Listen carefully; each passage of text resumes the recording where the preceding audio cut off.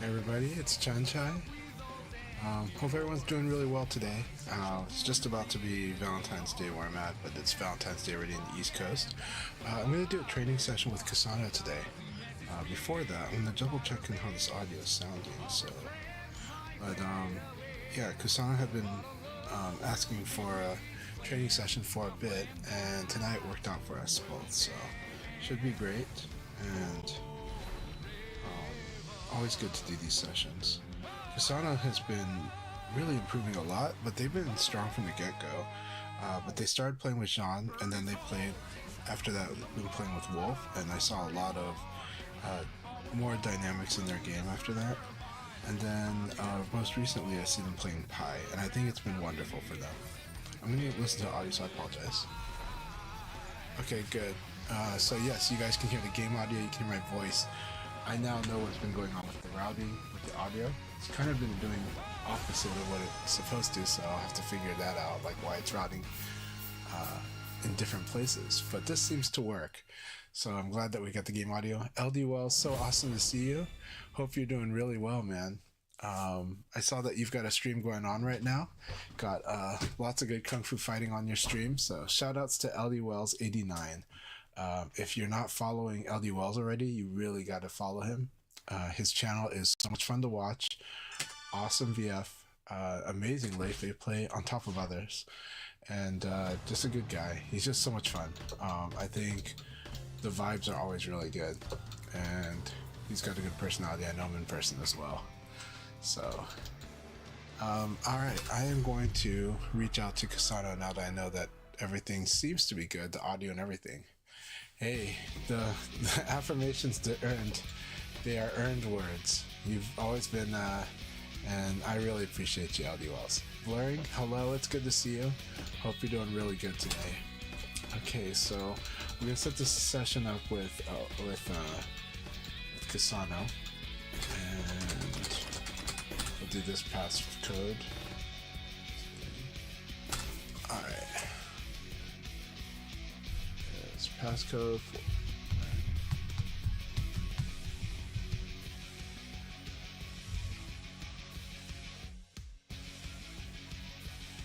And then, and he just did matches with Jimmy, which is amazing. Jimmy Claymore is definitely one of the best players to be training with in North America. Also likes to teach.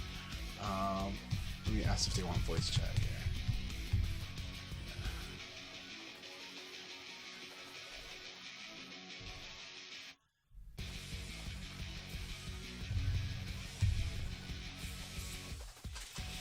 I'm glad to hear that you're doing great, Blaring. I've been enjoying your VF. I will not be able to participate in the, I believe there's a Kai Leagues tomorrow. I know it's probably the week after tomorrow where Akai will have a week off because of Chinese New Year. It's tricky because Chinese New Year is early next week, but I'm not sure what his family does. That said, I will not be playing in tomorrow's league because I have a lunch appointment with family. But Sunday I intend to play, but I usually miss the first ones on Sunday because my wife had scheduled my son's music lessons to at the same time. And so I usually have to take him to music lessons, go get everyone lunch, and then I can join the Kai Leagues. So it's just kind of, that's how that happened. So yeah. That's too bad you can't participate tomorrow. The leagues have been pretty awesome. While they are managing, the room aspects of the VF experience as it currently is, the leagues have been amazing, and Akai's league's really good. I did not perform that well last week, but I had a lot of fun. Lots of good matches. But I've been performing really well otherwise. Just that morning was maybe managing a lot more elements. Anyways, yeah, we're still waiting on Kusano, who's in a match with Jimmy Claymore, and when they're ready, we'll get to spar.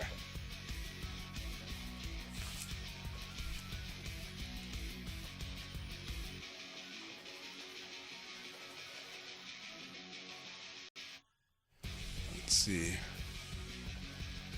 So that said, while we're waiting, we can talk about some of the VF news. I won't go too deep into the details about it, but I do think it was awesome that Sega had been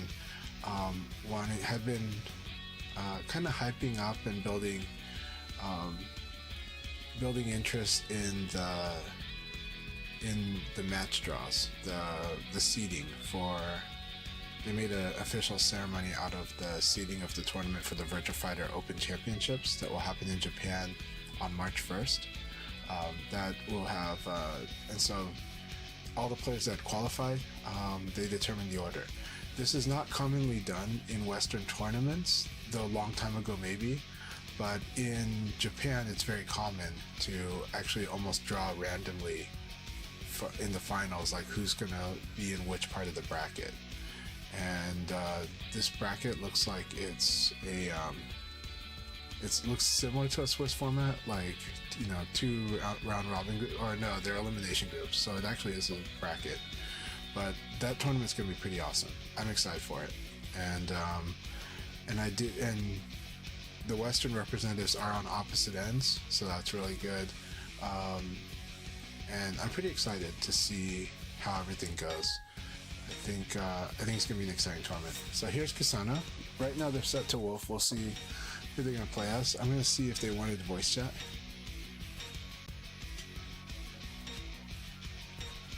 Yeah, no problem. You can chat in this stream, Kusano. Yeah, so I'm gonna be talking to Kusano. He's gonna be chatting on the chat. Hey, Sharpshoot. Sharpshooter says, hey, appreciate your VF streams, bringing me back to VF3. Awesome. Well, I love VF3. I don't play it as much these days, but I really do enjoy it. But thank you so much for the support. Really appreciate it. And yeah, play more VF, play more VF3 also. VF3 is pretty awesome. I mean, I play a little bit. Definitely takes some time to work on. Kusano, no problem on the hold up. I'm glad that you had good training sessions with Jimmy Claymore. I'm glad that you are getting into VF. So it's always good. Pickle Friction, so good to see you. I hope you're doing really, really well. Again, appreciate people chatting in from both YouTube as well as Twitch. Let me know if you guys have any questions, and also, you know, feel free to make conversation. We love having it here. Ready, go!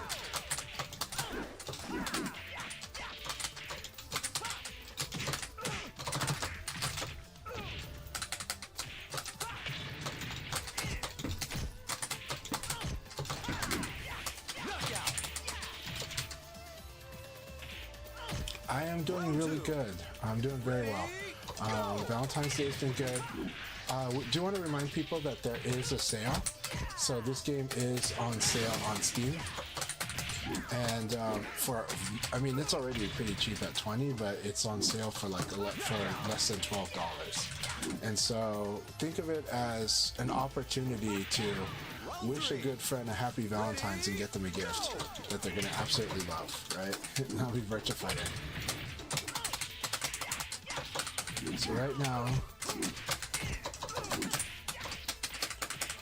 what we're dealing with is they are playing a lot more freeform than I'm used to, which I think is good.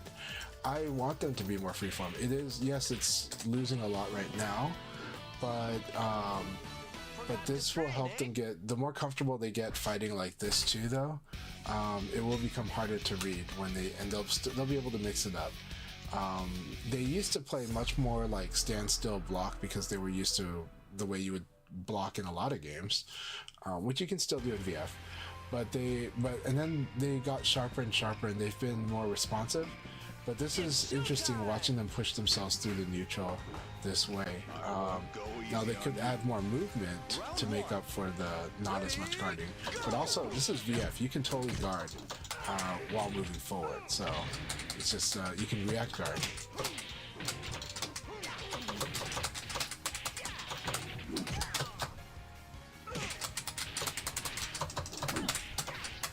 I bet he didn't think that the sidekick would fail there.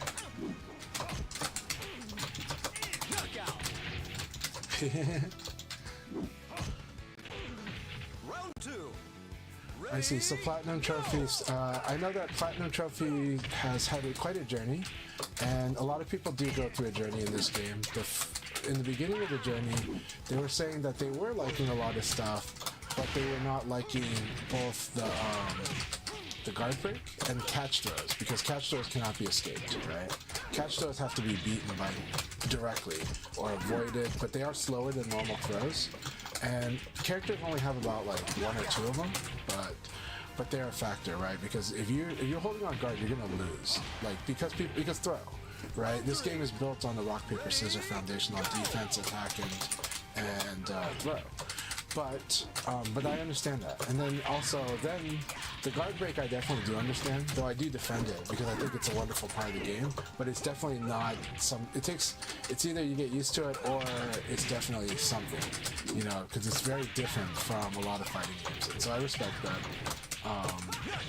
That said, so 2 days ago, they actually were liking a lot of things, but they said but they still hated the guard break.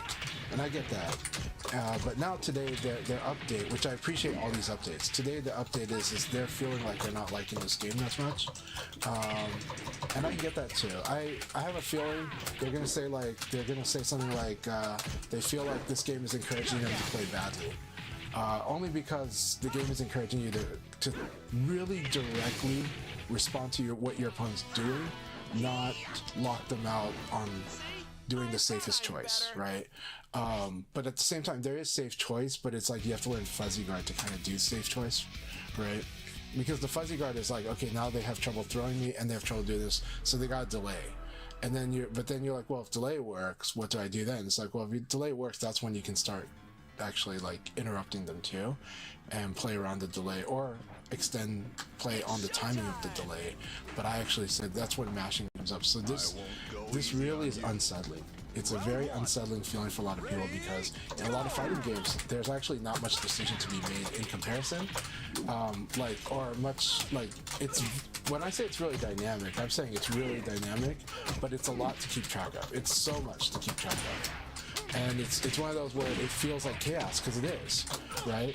But at the same time, your opponents have this organized line of chaos and you kind of figure it out. But it is also, how do you cut down most of the options? And you do have that in this game. When we talk about fuzzy guard or guard pro escape, those are how you... But also, when I say whenever you have advantage and you do like a mid, that is another form of just a mid attack, not a high, not your fastest attack, your second fastest attack, which is like this elbow here, right? So if I do this elbow, like when we're in the neutral, this elbow, it looks so gimpy. From other games, it sucks. In this game, it's huge. Why? Because it's the thing that stops them from... It makes it so that only about like 10% of their options are going to be actually pretty good. Now, they can beat it, but now they have to call it out. Even though it's a safe option, it can still be called out. And so it's one of those things where... So this elbow is like a check on that. And again, I don't really think that this game... I don't really think of the game in terms of turns for this game. I think of it because it's very interactive and both... To me, it's always your turn, and it's always your opponent's turn. Because it's not just, okay, wait for them to finish their thing. That happens, like, yeah, when you wait for them to finish their thing in this game, it's like 1 to 2 moves. It's not like a 5-move sequence that's locking them, that buys you time to think. And so you kind of have to realize, like respond. And then also, one of the advice I've given to a lot of people is get really numb to getting hit, right? If you hate getting hit, that's really hard in this game because it's going to happen, but also because it's still an opportunity for you to attack. Like, even when I do a string and they low punch me, if it doesn't get that red spark, in most cases it will recovery hit me, I can fuzzy guard there actually. And so again, getting numb to getting hit, it's like, okay, so you interrupted my string, fuzzy guard, right? That's hard to get used to. That's not the flow of most typical fighting games at all. Even a lot of 3D fighters that are not Virtua Fighter. So anyways, that's just my spiel on that, because I think, but this is just me kind of talking about these, but I'm acknowledging the frustration points, and I'm not saying that Platinum Trophy has to like these things. Down punch just means that you're staying down, and staying down is a choice. So people do ask me about what is the Okizeme of this game. Well, it starts with like, are they going to tech roll or not, right? If they don't tech roll, you can down attack, but actually there's bigger things, right? If you don't, like that 6/6 KK would have done a lot of damage, way more than a down attack. And so staying down is because everything is a risk. So if I tech roll, they can meaty me, which doesn't guarantee them damage, but it means they set me up and I'm in a rough position. If I don't tech roll, that can mess them up if they committed to a meaty. But at the same time, it does mean that if they predicted that I was going to stay down, or if I'm being too predictable about that, then they could actually do what some people call them fake combos. I don't like calling them fake combos at all, because it's a real combo if the opponent does not tech roll, right? And and then you're like, well, why would you want to do a fake combo? Well, if I think the opponent's not going to tech roll, right? Like this, that's a fake combo, right? And that's what happens if you like don't tech roll. But and I predict it. But at the same time, now if he did tech roll when I did that, I'm at some risk. I will be at a disadvantage, right? So it's just constant decision making, and so we're saying like this game, there's a lot of decisions, and it's really fast. It's fast once you realize it's about that we're not doing like 5 moves. It's not so a lot of fighting games have the flow of like his turn, my turn, his turn, my turn, his turn, my turn, my turn. VF is not that. It's like, if you wanted to think of it as turn, it's literally his turn, my turn, his turn, my turn, his turn, my turn. But it's not even that, because once you start being able to, once you get stronger at certain techniques, but also you start seeing things more, it becomes very interactive at every single interaction for both players. He's not waiting, right? Only if he chose to guard is he waiting. But even then, if I start throwing him and he starts predicting that I'm going to throw him, he can just do a launcher there. And it's very, again, this is a very unsettling feeling coming from a lot of other fighting games, because a lot of other fighting games will do that stuff, right? At the same time, it is, you guys can see that that there is a consistency between the players here. My results have been very consistent in this match so far, right?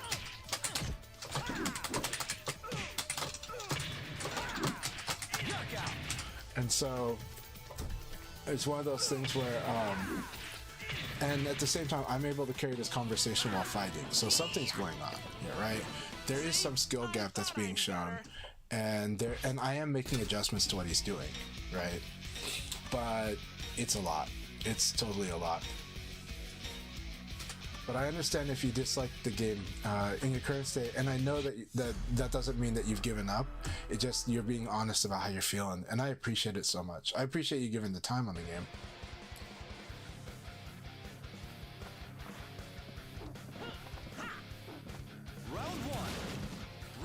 The game is definitely challenging. Like I don't think when we say it's simple, we're not trying to say it's it is deceptive, because some people might think it means it's easy. I don't think it's easy, but it's like, what are we talking about, right? In Virtua Fighter, the execution, the move list, doing the moves, actually it's kind of easy compared to a lot of games, and the combos have less of a learning curve in terms of doing them, but learning all of the different ones you could do in a situation, that gets a bit. But when you find like you don't need to do the most damaging combo, and then you just realize I just need to do just enough damage and that will be good, and then that can be a universal combo. That simplifies it, right? But that's still, an interesting feeling. So why do VF players try to say that the game is easy execution when people are having a hard time with it? Because you're doing easy things really, really fast, really rapidly. You're doing them so freaking like every split second that that's the hard part. That's where the game is very hard, right? The game is very hard when you're playing at this speed.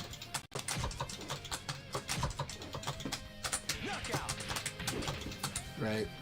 And also when the option space is a lot, that's very scary.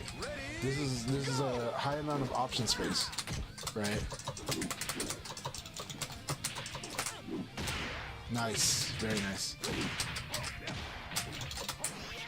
And then I Sabaki this kick because I specifically felt he was going to do a kick, right? This is a kick Sabaki, that one there.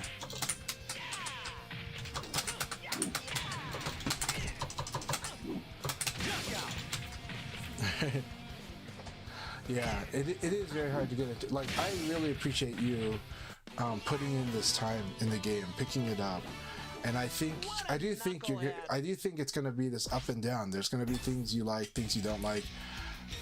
It challenges your ego, right? Because a lot of people are like, I'm good at fighting games. Then they play VF and they're like, I don't know what the hell I'm doing, you know. And so, you know, and I get that. I do get that. Some people get it really quick, some people don't, and that's not an intelligence test at all. It's just that the game's wired a bit different.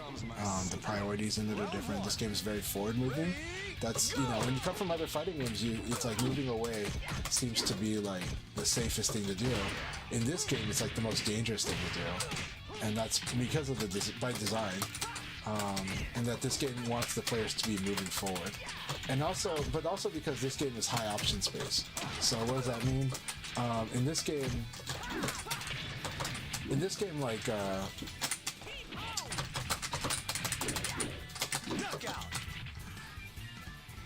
so what does that mean, high option space? Like losing the track, how I was gonna say this.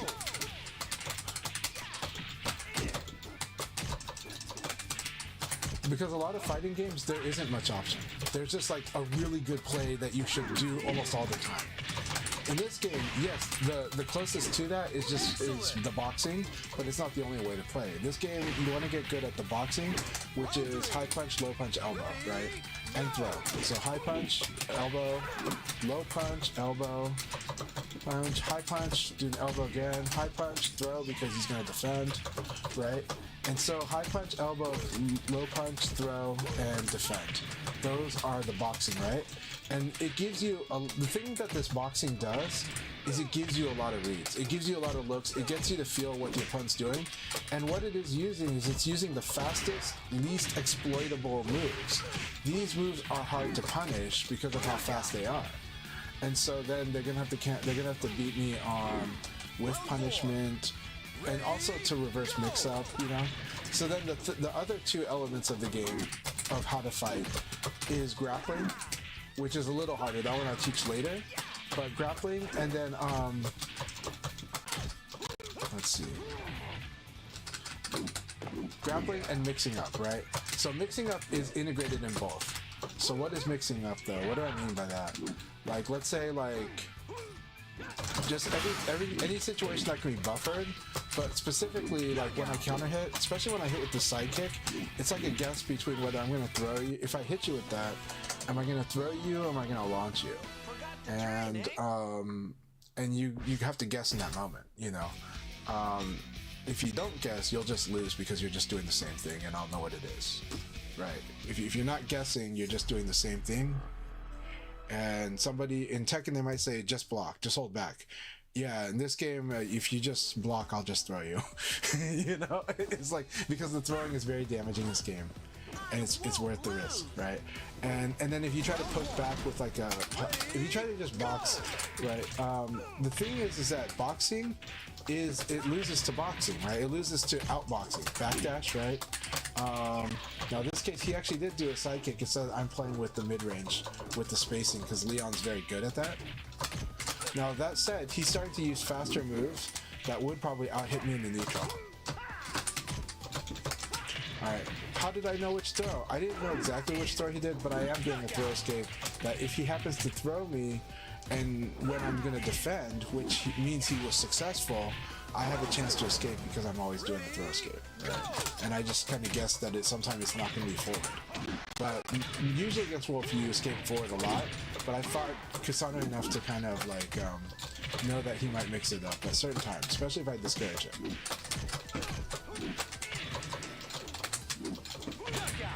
So yeah.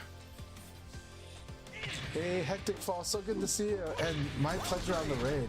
No problem if your mic wasn't detected, but it was, you know, like it was a good day, right? Dead or Alive was announced, and I saw that you were showing off Neo 3, which LD Wells has also been streaming.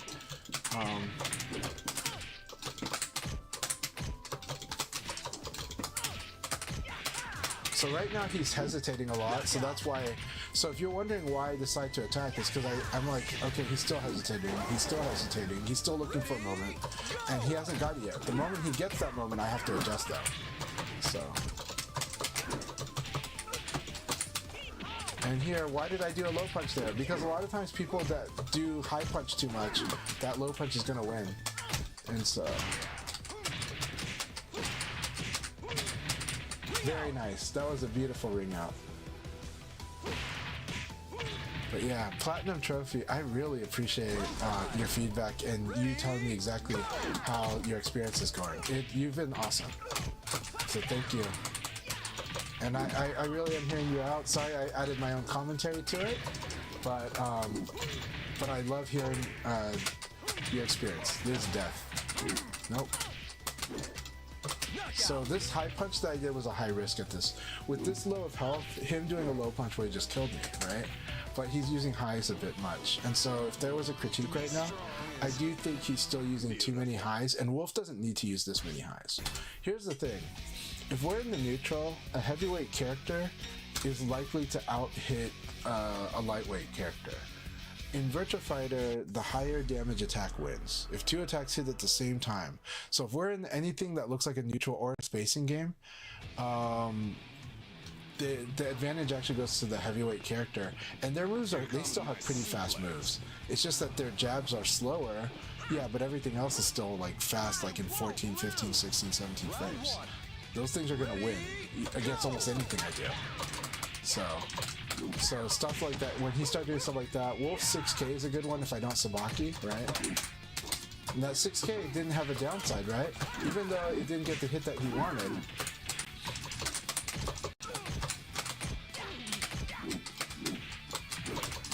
Okay, now the downside with the low crouch is it can be crushed, and Leon has a really good low crush. Very good. I like this low kick though. It's much better than going for a mid kick, because I was trying to Sabaki a mid kick there.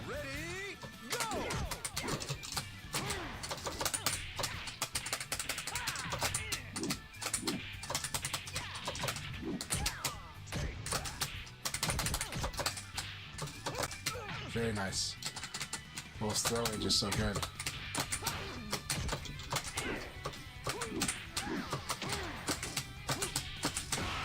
So the hard part is I actually inputted before the buffer twice afterwards.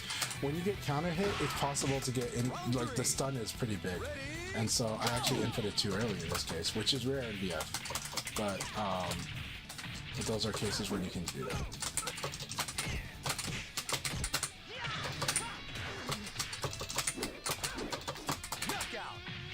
Now here, if he did do a 6K when I was disadvantaged, he actually probably would have won, actually.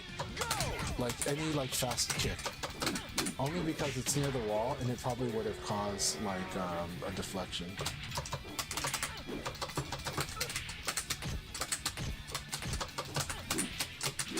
Good, good.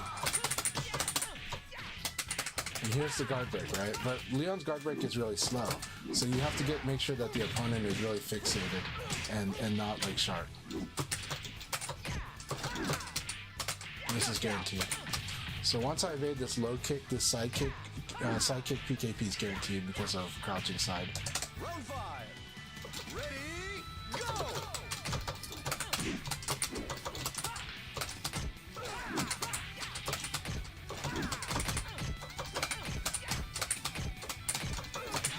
Very good. See, that's the 6K. You're starting to see the range of that 6K.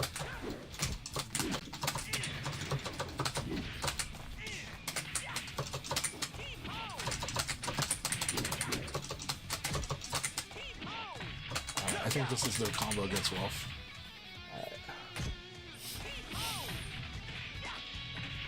Yeah, so to be able to talk and play, well, one is because I'm already, you know, like I'm very experienced and very strong, but it's not just that, it's that there's different gears.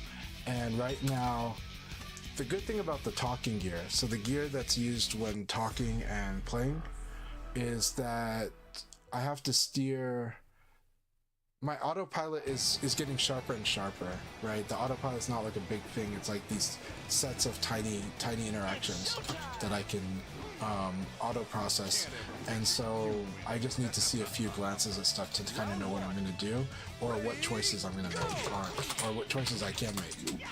And so there's that. And then once you slow me down, you'll hear my talking slow down because you're doing something really, like, that's really calling me out like 3 times in a row or something. That was so cool.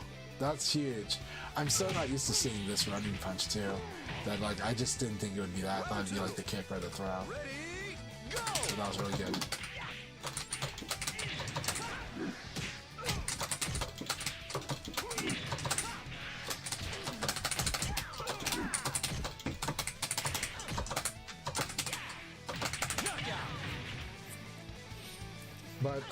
But the gears are basically, the thing is when you're playing in the gear that allows me to talk, when I play in the gear that allows me to talk, or the gears, because there's many gears, then it's like,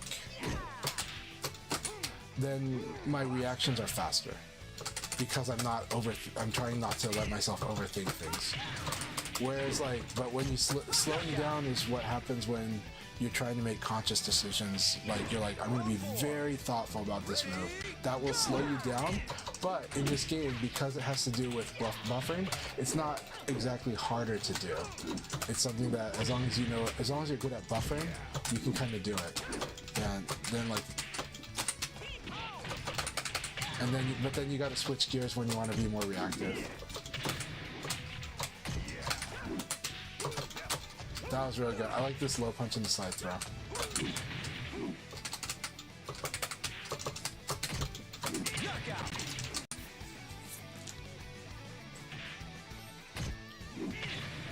Yeah, I'm very excited I'm really happy to hear about Dead or Alive. And let's see where they take Dead or Alive 7. You know, and but they'll probably be doing a lot of stuff with 6 to make sure to kind of work towards 7. We'll see what they do. Hey, J.Valentine, good to see you again. How are you doing? Really good training session earlier. I know VF can be kind of rough and stuff. Today you get to see me talking while still playing at fast speed, right? And making quick decisions while talking. But I love this game, and it's, you know, feels like learning a sport or a martial art. Very good. He's committed to doing this direction. So I should show him that.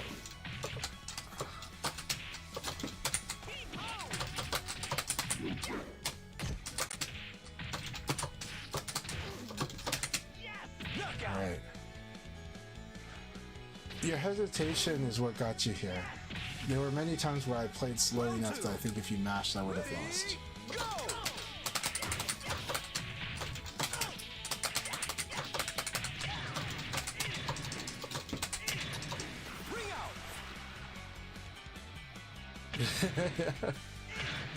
Round 3. Ready, go!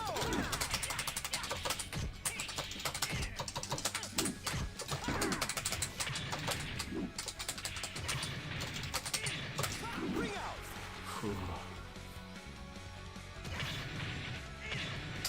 So,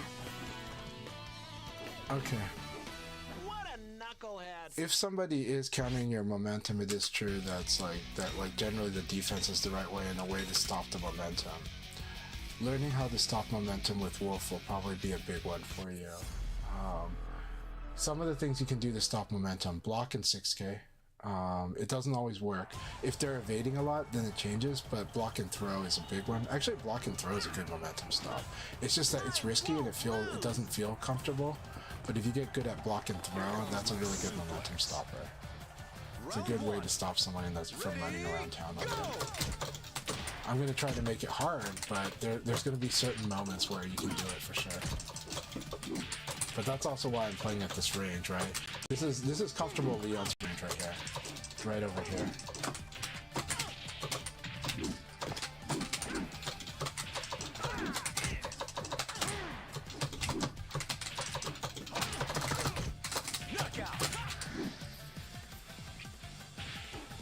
Can I build you lever? I haven't been good at building levers lately. I'm not the most reliable person to do a jab like that, but I can definitely recommend and recommend parts and suggest. But for building levers, that one's a little trickier. But let me know what it is you're looking for. But gents, I mean, I don't know. The shipping cost would be a lot, and I would have to charge for my time for sure. So that might be very costly, but we can talk about it. But if you're willing to pay for it, I'll definitely be willing to do it. so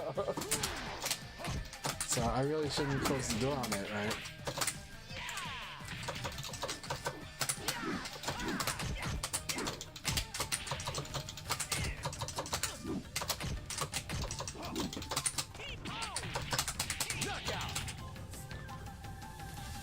Oh, thank you so much, Dead Orchard. Thank you very, very much. I appreciate the support a lot, and always happy to help. I'm going to try to make my channel a bit more organized on YouTube so that people can kind of see the content a little better, and it might have a better sense, more comfort with it. I will try to get stuff that's clip size as well, but I really am more of a long form type of person. But I'll also try to have actual edited content. I think there's so much stuff to be done in edited content right now, but it takes so much work, and it's really like there's a lot going into that.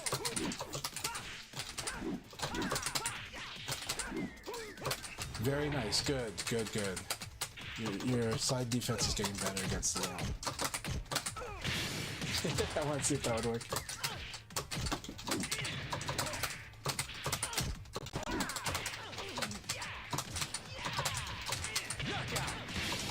I love this about Leon having this is so cool. Ready, go!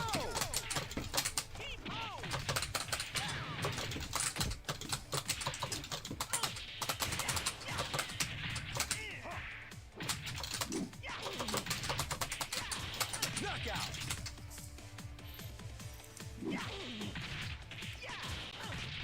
Round 3. Oh, the cooldown setup, okay. Fusion 2. That's a lot of good input stuff though, and it's really good. I actually am not familiar with the cooldown setup. I've been out of the game a bit. I'll take a look at it though.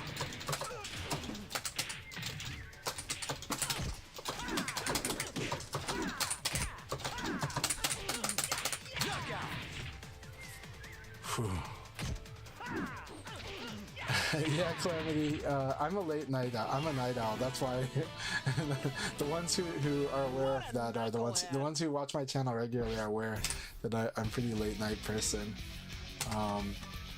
Sorry that I set this to win one battle. Let me change the set after this. But that said, I do think right now we should work on like what is going on here. But I really like Kusano's Wolf a lot.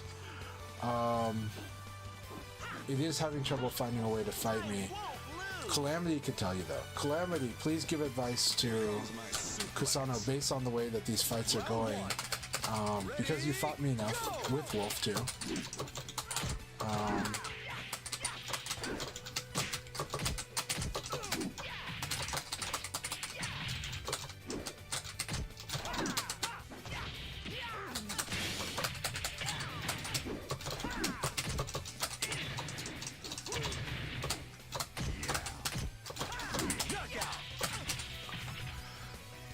I've always been able to play late night as well. Okay, hell yeah. Well, we can play together then. You're one of my favorite opponents to fight against. Like, always learn new stuff when we fight. So, I always learn new stuff when we fight. One of my favorite Lao players too, and everyone knows how much I love Lao now.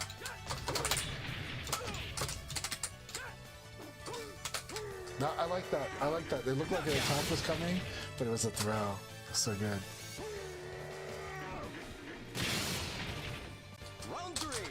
I do think Tekken's hard.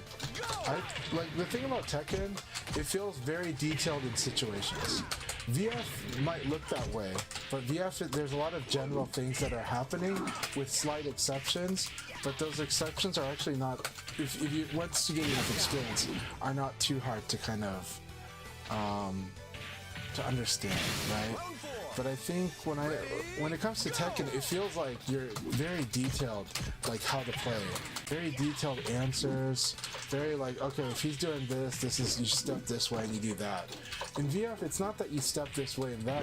I mean, you do, but there's a system reason for it as opposed to a move by move reason for it. Right? I mean, and the move by move reason is generic. The move by move reason is because, oh, this attack you evade to the back, and this attack you evade front. After that, if the move is slow enough, yeah, maybe you can ECD and then guard it because it's so slow. But that's not that many moves. It's the really slow moves. It's not any of the fast moves. Tekken, the sidestepping in Tekken feels like you're really threading a needle. And that's why it's so specific on the situations. But also Tekken I think one of the hard parts about Tekken is how many moves feel like they're cut out. Like this move is just bad. This move is just bad. And it's like, why is that? And it's like, well, because there's a better one that's faster, and in this case in Tekken, that's almost always means that it's just bad because there's a better one, right? VF, there is actually good reasons to do weird moves. And so that's why you'll see me do crazy stuff, right? Like even something like that, right? Because I'm like, well, he's delayed enough, and I'll do this. But you'll see me do it even against a high-level opponent, even against the elite, you know, and it'll sometimes work. And mostly because they're gonna do like a movement thing. But yeah.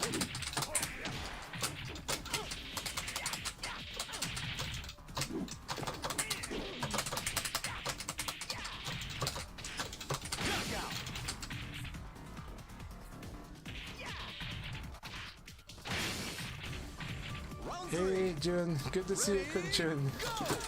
Again, always love our chats and always love your support too.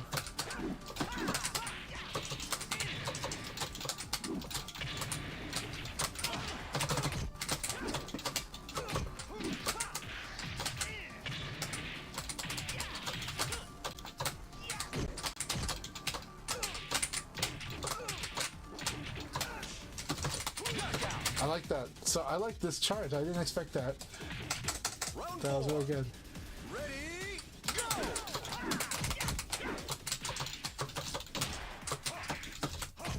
Good use of the kicks.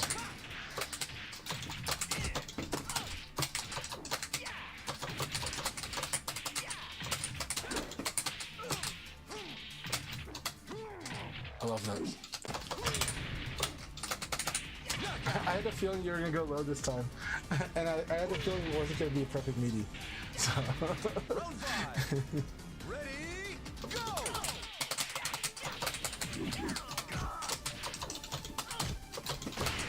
Yeah, very good. Kusano's got this. The momentum is stopping.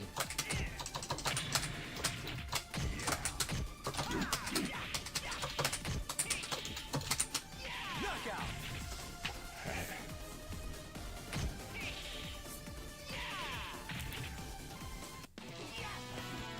Kusano might say he doesn't know why he's losing right now, so.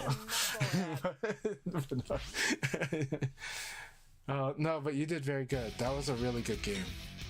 Hey, Jeff, it's so good to see you. Congratulations on your very special recent activities. So, just want to say congratulations, Jeff. You know what I'm congratulating you for. You know I'm so happy for you. And on that note, happy Valentine's Day. Hope you're doing really good, my friend. Hope you're doing really good. Are you back home now? I assume you're back home. And if you're back home, I hope you're having a wonderful one. Ready, go!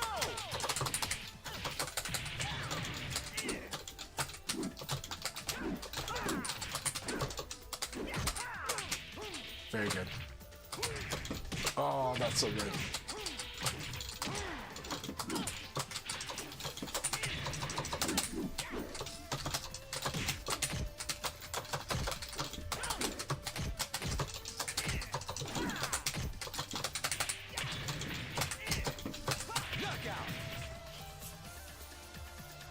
Yep, happy Valentine's to you all.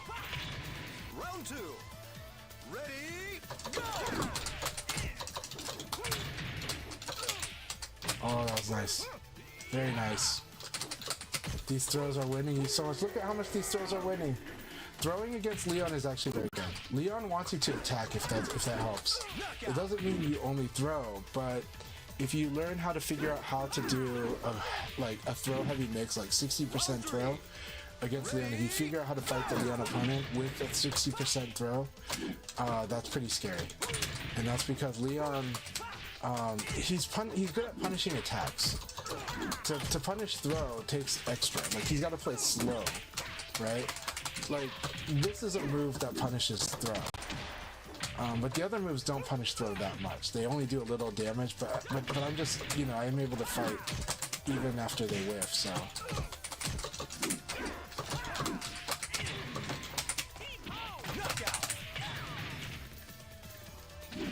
Alright, John Jeff says, thank you, happy Valentine's. Well, I'm back home.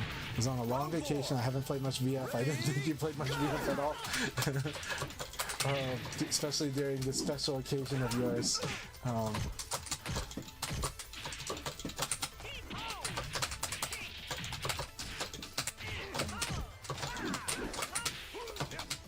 I like he knows the low punch because at least he doesn't want to get hit by this jab at the wall in the lead.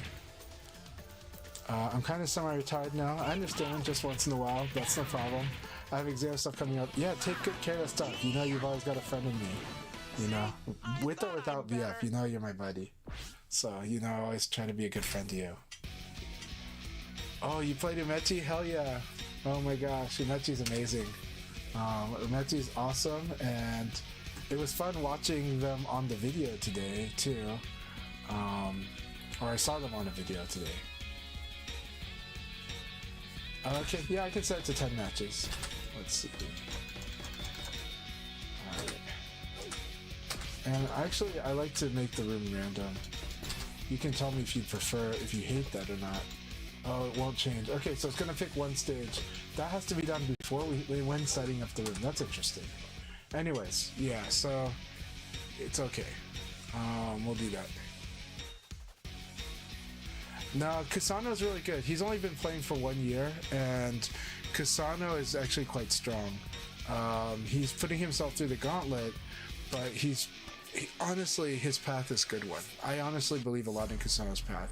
I like his diligence, and I also like the way he's been improving too. That's definitely huge advice that Chloe says. If it helps, try to change what you like to do every few interactions. It's really important. Honestly, when I play against AI, I train myself to do options I don't like to do. Because you want to get comfortable doing all the options. You want to get comfortable doing everything, not just what you want to do.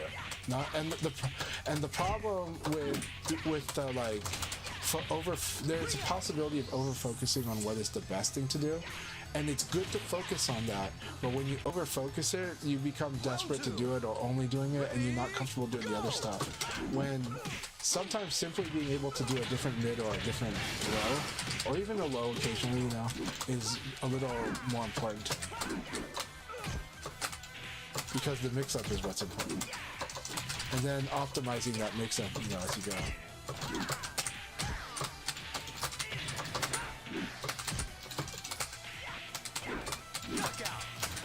Okay, needed to do a mid right here. Needed to do a mid. 6P, actually. And if 6P hit, then we can do the P follow-up.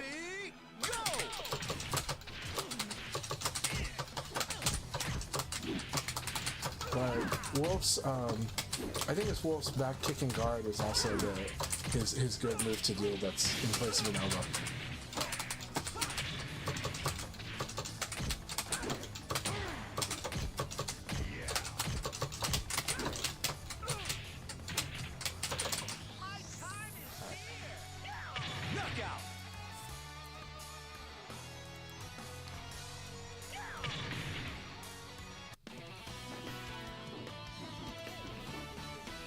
Train, eh?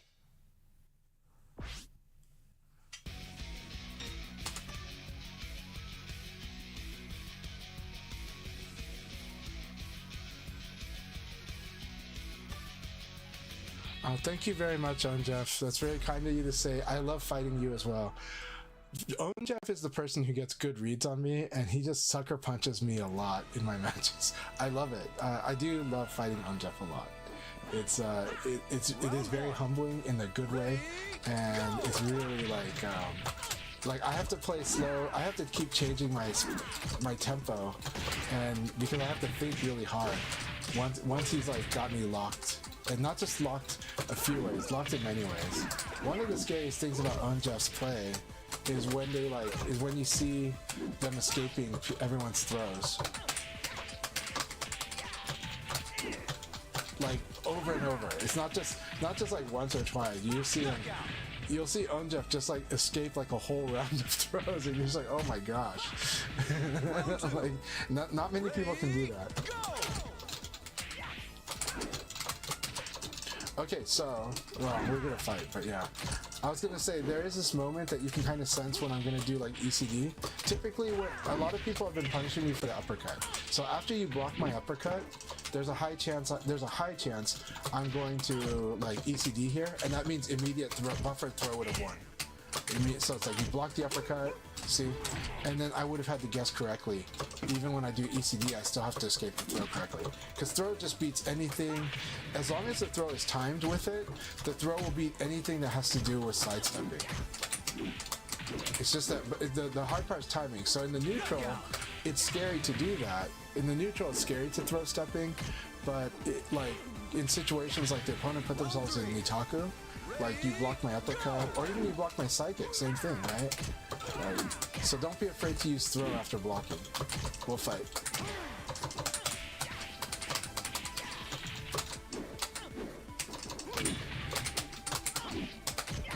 That was Leon cheese. Leon's uppercut, super cheesy.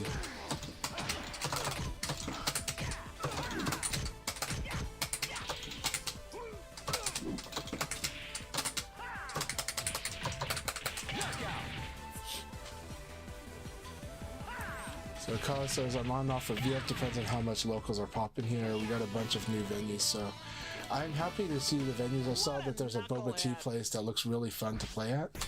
And, you know, keep it up, you and Ray, in Hawaii, Honolulu.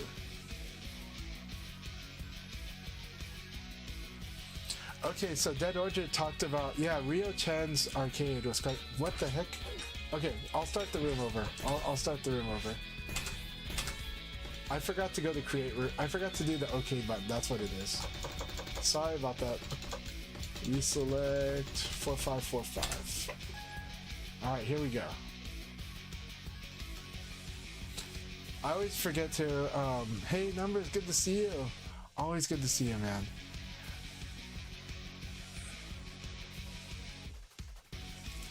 I think, in theory, Leon's uppercut has more variance on the evasive properties, but overall, Eileen's shoulder is both more reliable and has more evasive properties, in my opinion.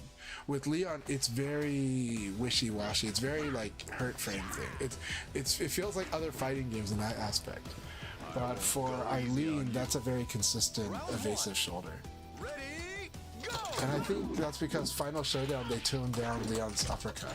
Because Leon's uppercut, before Final Showdown, was insane how much it would win situations. It would win against sidekick like a lot. Like, it was pretty reliable against high kick and mid kick.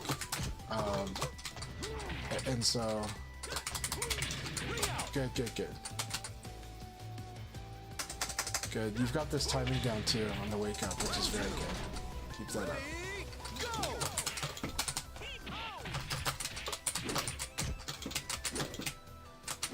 Do need to improve throw escape though. Okay, that's it.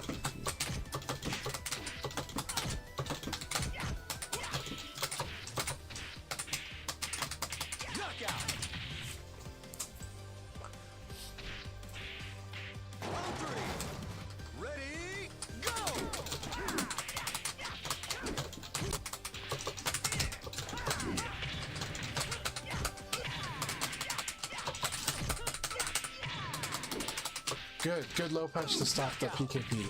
Now that said, the low punch does have a risk, and that's okay, but it does. Very nice. Very nice. Oof. Nice standstill into that. That was beautiful. That was a beautiful uppercut. Ready, go! I like this shoulder round too. Alright, now I'm gonna have to slow down.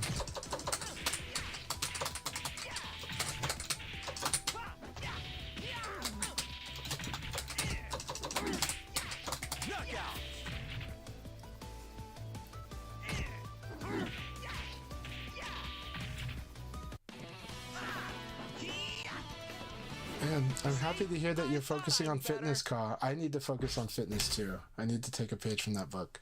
I really need to. I really, you know, I know that a lot of people my age have been passing away, and so it's like, yeah, you know, give yourself a chance, you know. You'd better take me serious. Round one. Ready, go!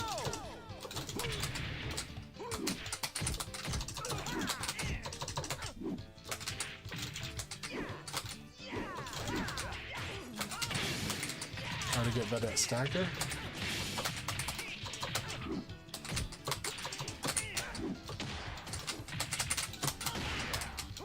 Normally I would have thought that uppercut would win.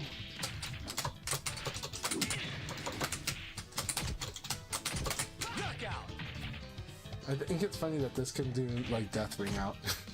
Like this one. I still think that's really funny. That's not the first time I've done that one.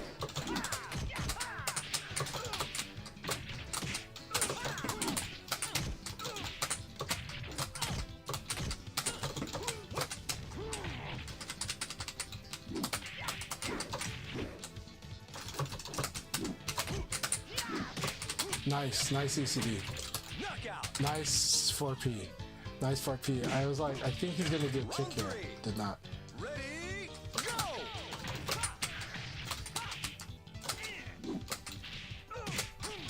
Nice. Very good.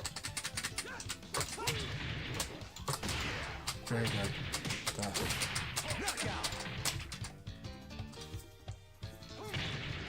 Round four. I've seen uppercut throw a wolf's mid kick before.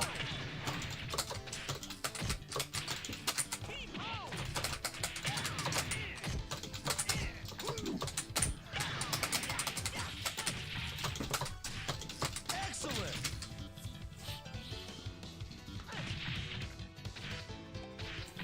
Round five. Ready, go!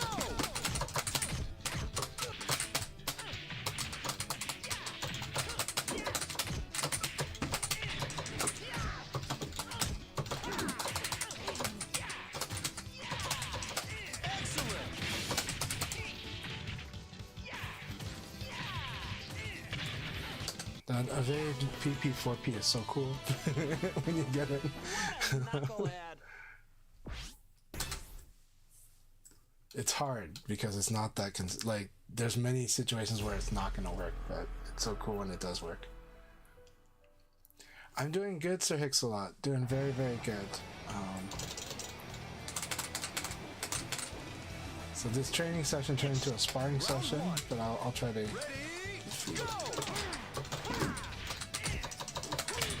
I like that. Again, this is what I like about Wolf.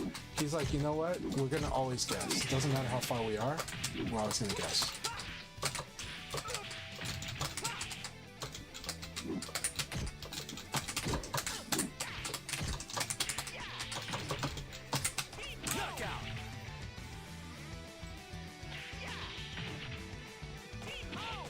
Round two. Yeah. Ready, go!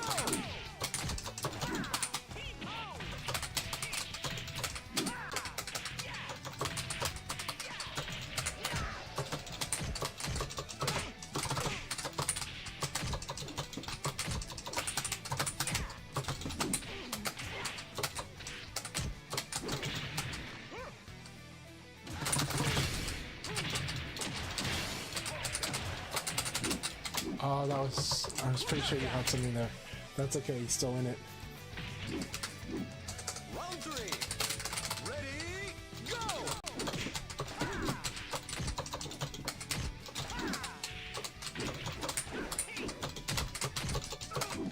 You're doing so good. That was beautiful. Now you're making profit on decisions. I like it.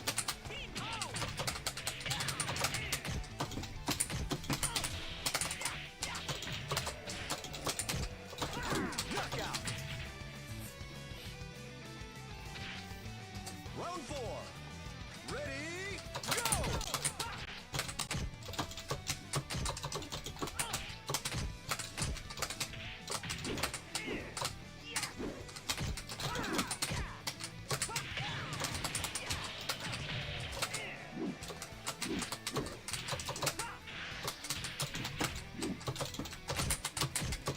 Excellent.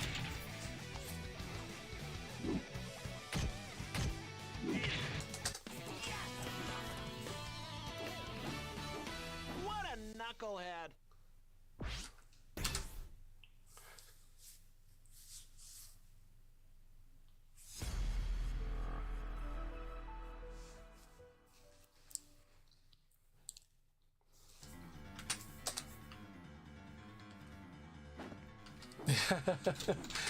I did give you a low. But yeah, I understand. The tunnel vision is hard. Like this game, the hardest thing is to not let yourself get tunnel vision, and I do too.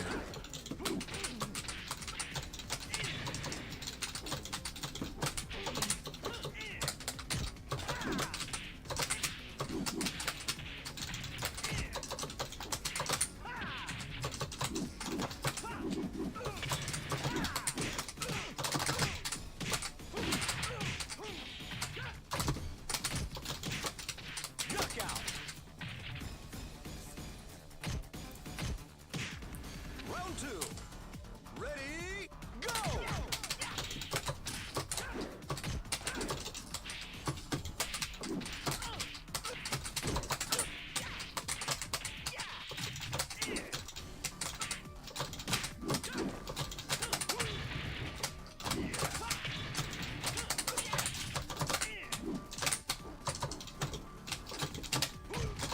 Knockout.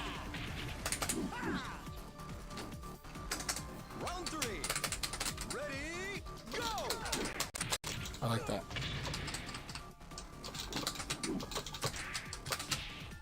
Good.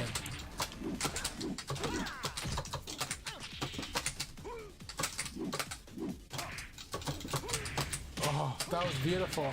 This round was really, really cool. I like this round very much. That was an awesome round, Kusano. Keep this up. Ready, go!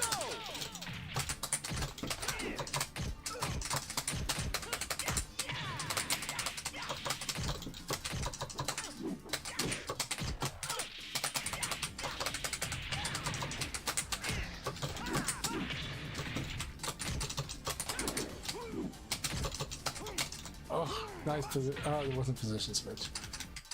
Knockout.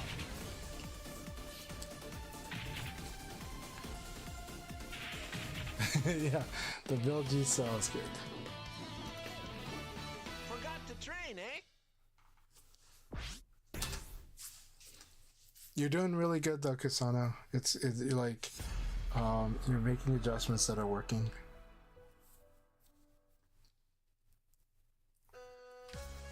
Round 1. Ready, go!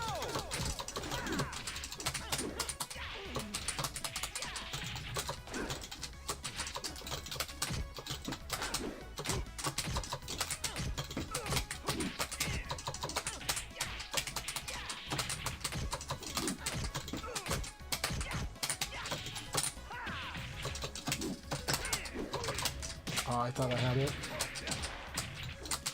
Knockout. Round 2. Ready, go!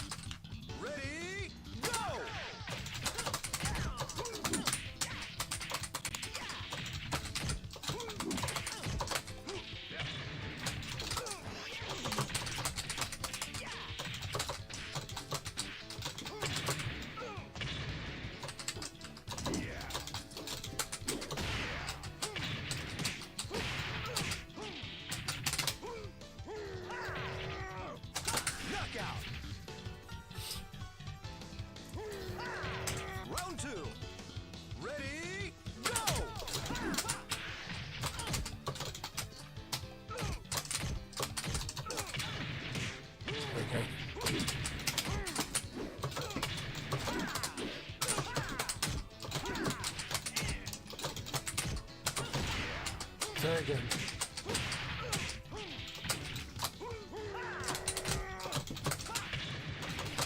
Knockout. That was an excellent round. That was a superb round. Round 3. Ready, go!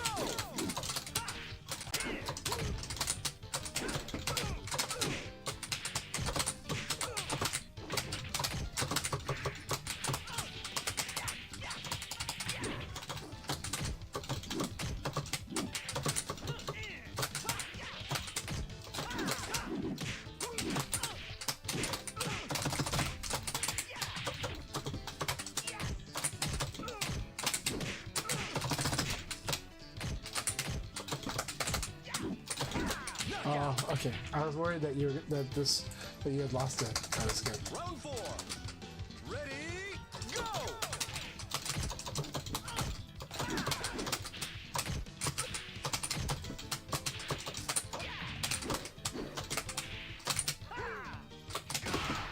I like that. I like that too. It comes out so slow that it looks like it's not gonna work. That was beautiful.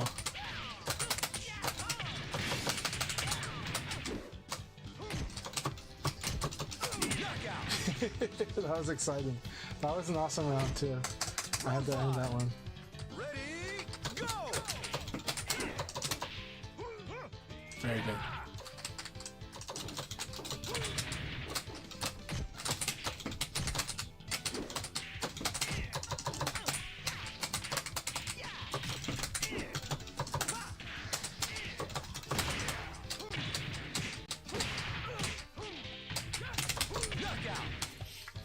This stutter really changes things. It makes me think if throw's coming instead, and it's like, nah, it's just a charge. That was a good battle. Awesome game, Kusano. That was an awesome game. You played fantastic in that game. That was really, really good. This is really fun. All right, let's see what I can do.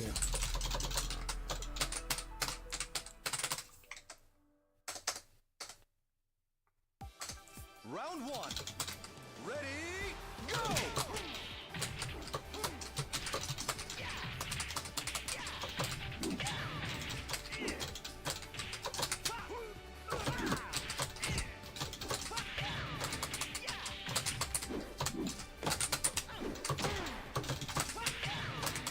Knockout. Round 2. Ready, go!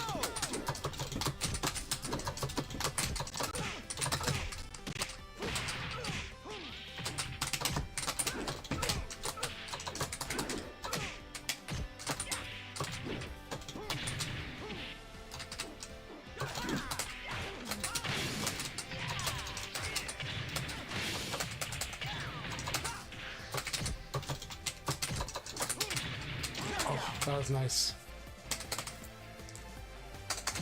Round 3. Ready, go!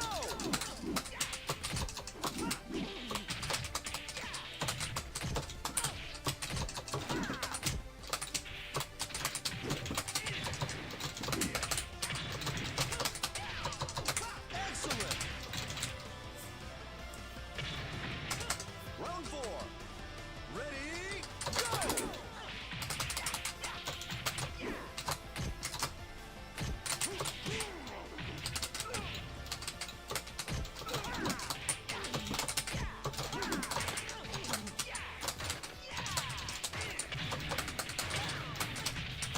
Knockout!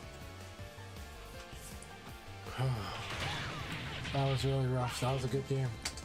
That was an awesome game. I want a serious fight.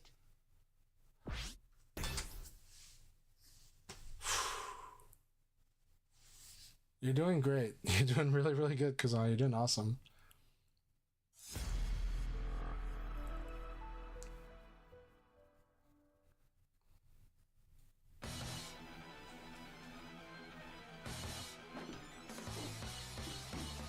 You'd better. Round 1. Ready, go!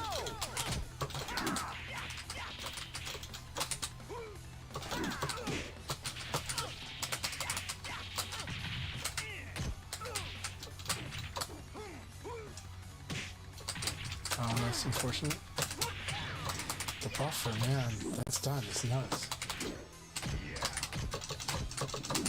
Knockout. Round 2. Ready, go!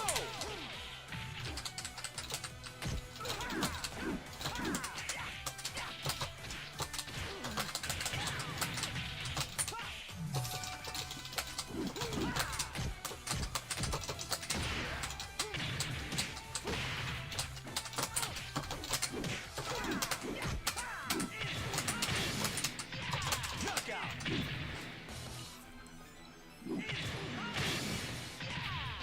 Round 3. Ready, go! That was good.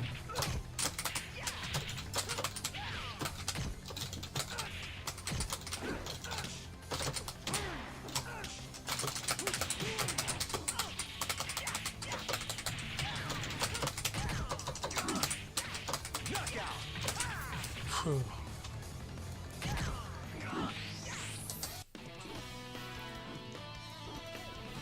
I want a serious fight.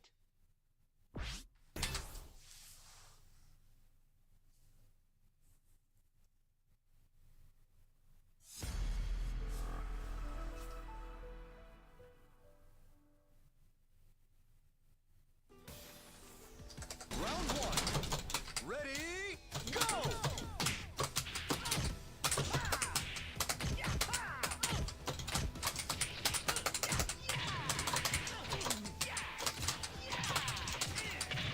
Knockout. Round 2. Ready, go!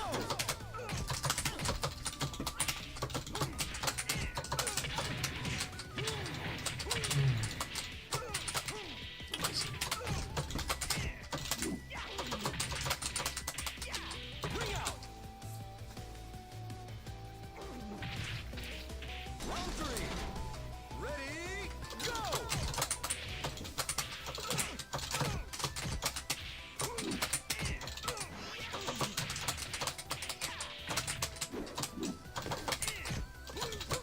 Good. I like the throw. That's good.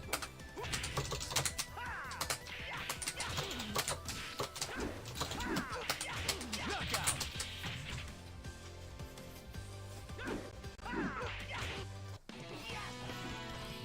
Remember, the purple hit means it wasn't guaranteed. Knucklehead. Purple means not guaranteed.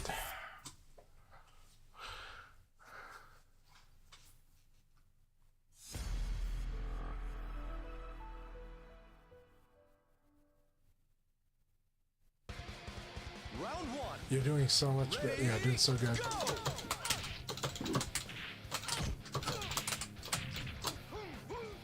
Yes.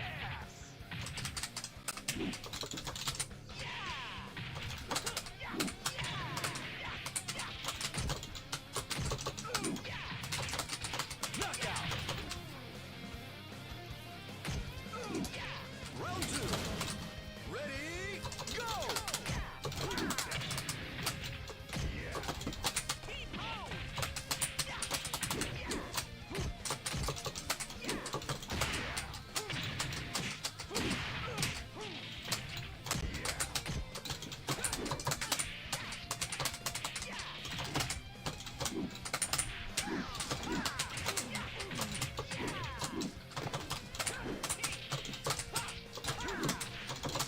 Knockout.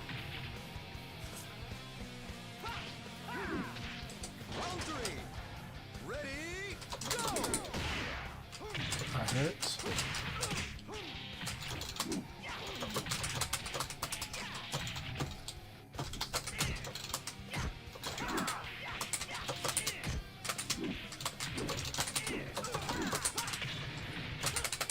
Bring out.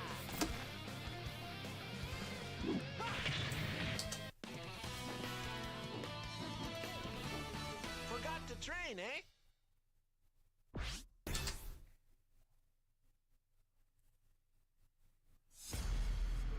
The only answer to that was the low attack. Was crouching under. Specifically low attack, yeah. Round 1. Ready, go!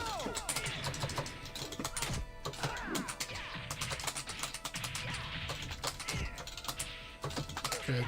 Good adjustment.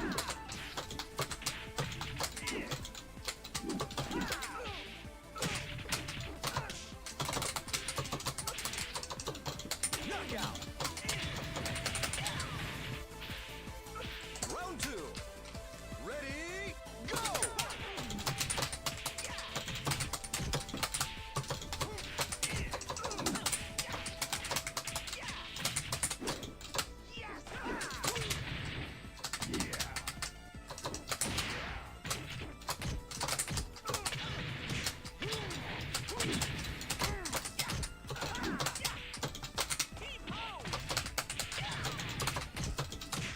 Knockout. That was funny. Round 3. Ready, go!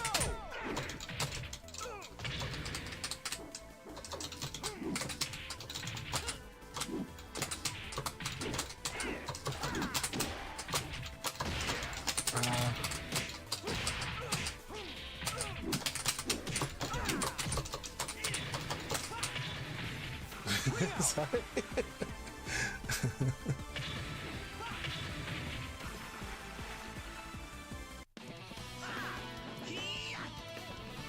I'm definitely evading a lot for free, that's true.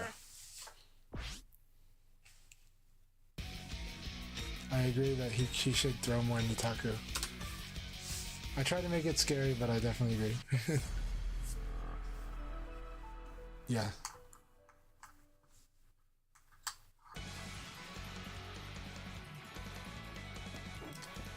Round 1. Ready, go!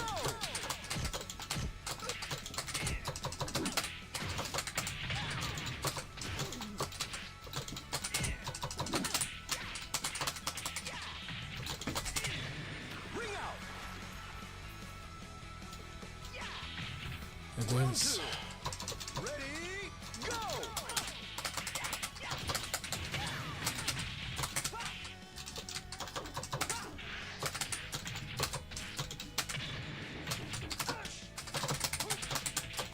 Knockout. Round 3. Ready, go!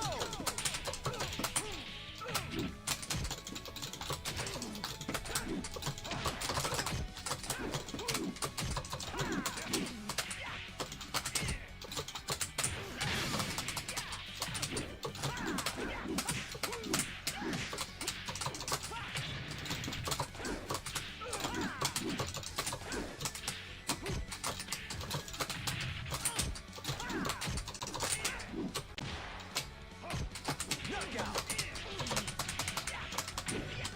You did really good. Just the end felt like you tilted only at the very end of it.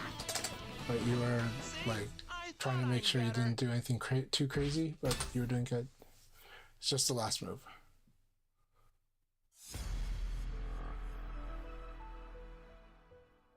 I think that's a good idea too. Doing more 3K from block for some. Round 1. Ready, go!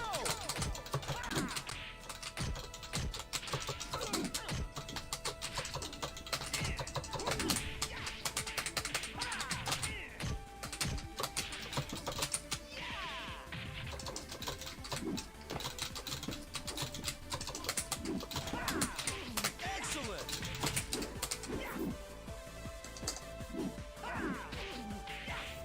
Round 2. Ready, go!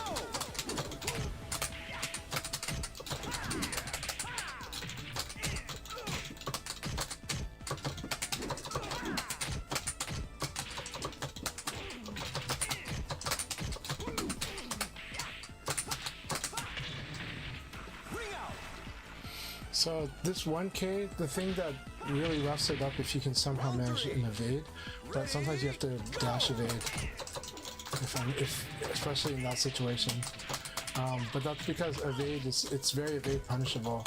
As long as you don't get hit by the second kick, you're in good shape and you can totally kill them. And the way to think about it is that that's the weakness of low attacks, right? Is a low mid mix-up can get wrecked by a well-timed evade. Only if you anticipate it. But the thing is on a stage like this, Leon's 1K is a win condition. Leon's 1K will knock you over the short fence. You know, unless you're Taka. Oh, the Rock Reaper, you meant 3K plus G. Yeah, 3K plus G is really good. It covers so much range, and even if I evaded, I could accidentally realign it if I evaded like really early. So yeah, 3K plus G is a very scary move. Round one. Ready, go!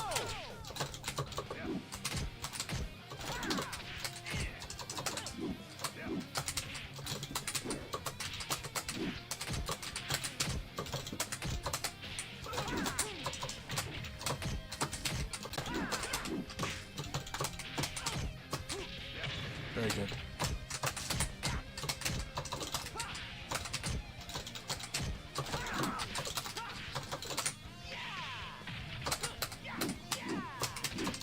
Knockout. Round two. Ready, go!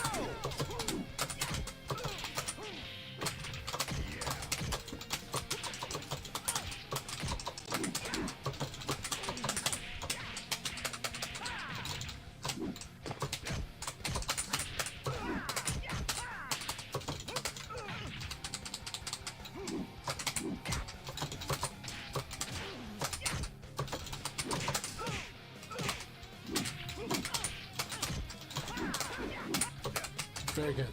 Knockout. Good threat choice. Got a question. If you're evading, is there any reason not to cancel with 3-3? Generally, it's good to just go ahead and do it. If you have the technique. If you have the technique, it's good to just go ahead and do it. And then there are only a few reasons not to, but generally you should. But you do need to be able to be fast enough to cover it with like throw escape after. If it, you know, you can still react and do stuff. So evade cancel is still really good.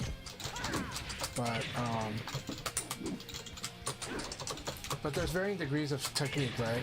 With my Leon, I'm actually doing the 3-3 a little later than you should normally do it. And the reason is because I'm trying to cover the timing so that if I do get successful evade, I'll get that, you know, against the right moves.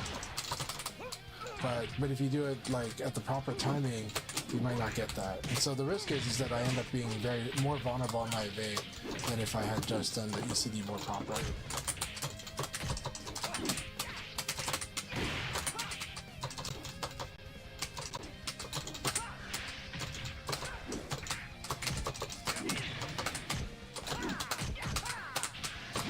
Very good, very good. But always good, no problem. Appreciate the question. Hope you've been doing good, Turbo.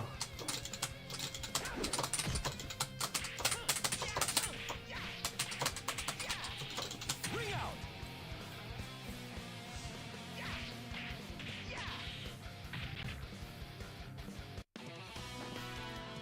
I see. Well, I think Rain and I have a very different style of Leon, but I think he's been studying many Leons, including myself. And I think he took inspiration. Like, I didn't think he even respected my Leon until maybe last summer. That, like, we never fought, but I have a feeling that he didn't pay attention to my Leon until, like, you know, until around last summer. so I'd like to think I inspired some of what he's added to his game, but I think he plays a very different Leon than me, especially when I look at like the offline championship you guys had at VSF versus fighting. I think he plays a very different Leon than I do. But I've been hearing that he's been doing certain stuff, and again, he could be taking it from other Japanese Leon players, but I think he's evolved his game in the past like 9 months, and you know, as he always would. But because he's been more active in the past 9 months, I think he's actually been evolving his Leon. And I don't watch it much. It's just the impression I get. But I know the impression I got in like back during the European Championships. My impression was his Leon was very different from mine at that time. But then later on, I'm starting to see more stuff that I'm more familiar with. Ready, go!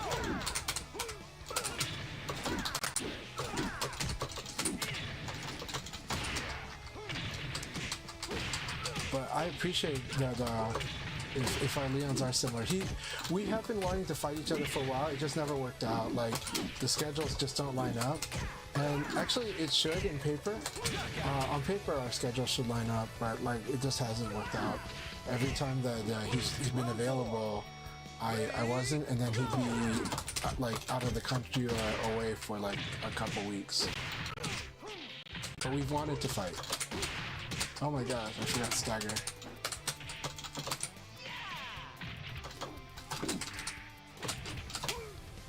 Very good. Good round.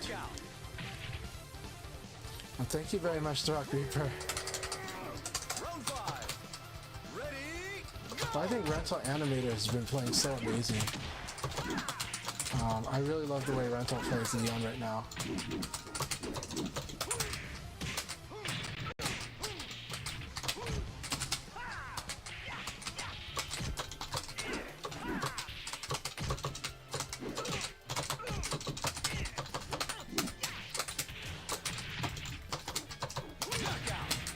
That was a good round. Good game, good game.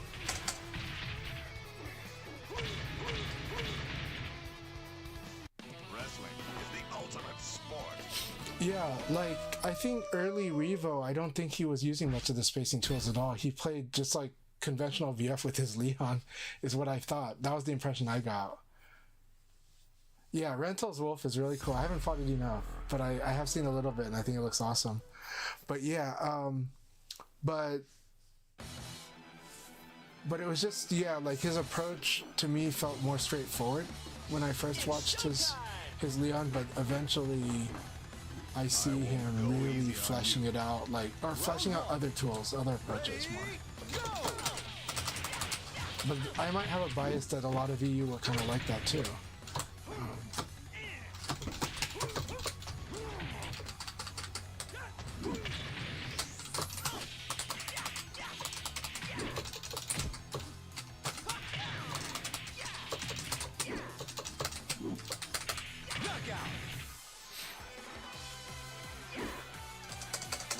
Yeah, I do like using 4-6P plus G. It's, but against Japanese, you have to be wary that they're going to break the stagger.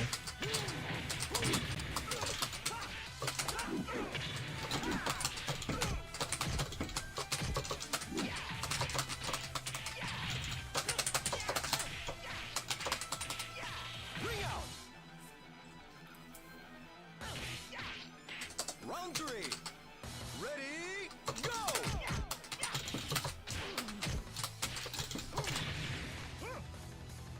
There we go. Dang it, not the throw I wanted. I was crouched.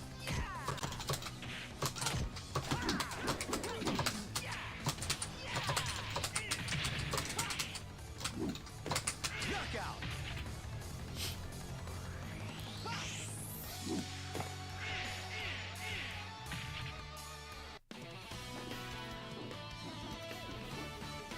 Yeah, no, oh, you're talking about Wolf's 4-6P plus G. Yeah, Wolf's 4-6P plus G is awesome. Yeah, no, definitely. That's what you were talking about, the Wolf. Sorry. But yeah.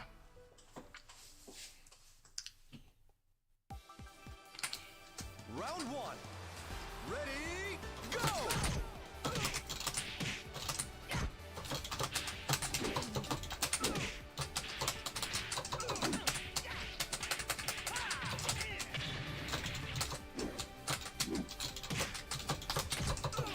By the way, Seidon, it's so good to have you in the chat.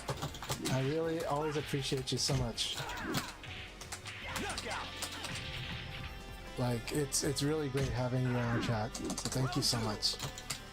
And I always love hearing your feedback. I like reading your posts.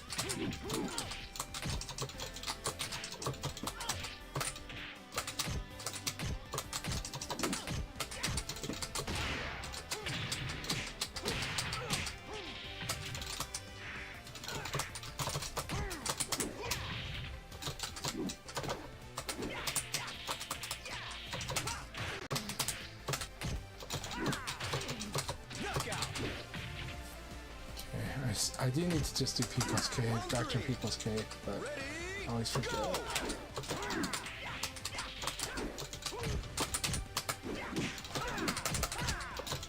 can't believe KK was not guaranteed there.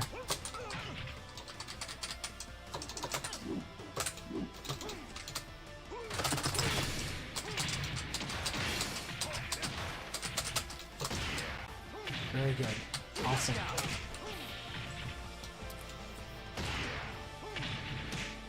Round 4. Ready, go!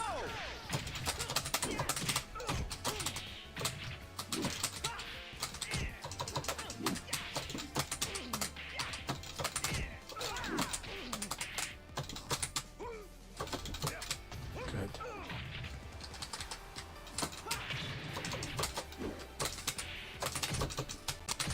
Knockout.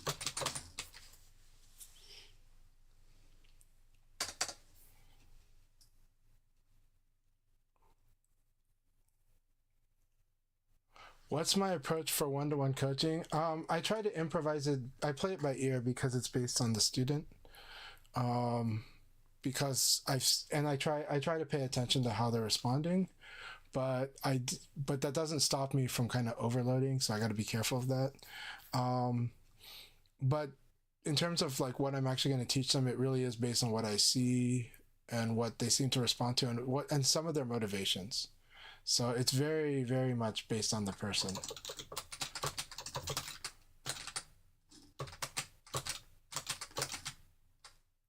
Let's see. Enfeng, good to see you. You backdash so much after a low... Hey, I do. And that's because it depends on what the speed of the opponent's speed on responding, right? But Wolf should definitely do like a 6K. But still, I'm also using backdash of 8 sometimes, so mixing that up is like really part of it.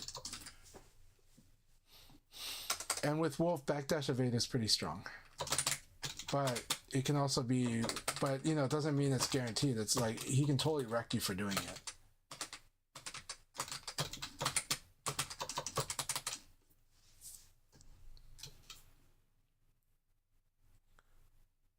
But it's also because a lot of people, well, for good reason, a lot of people will like will like try to attack, will poke back after it, right?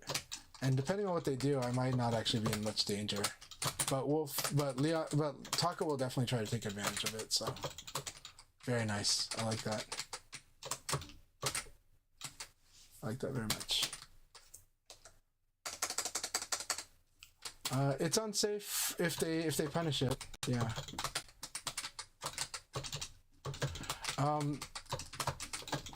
The thing is you want to measure how things are in the fight, you know. That's where you find opportunity.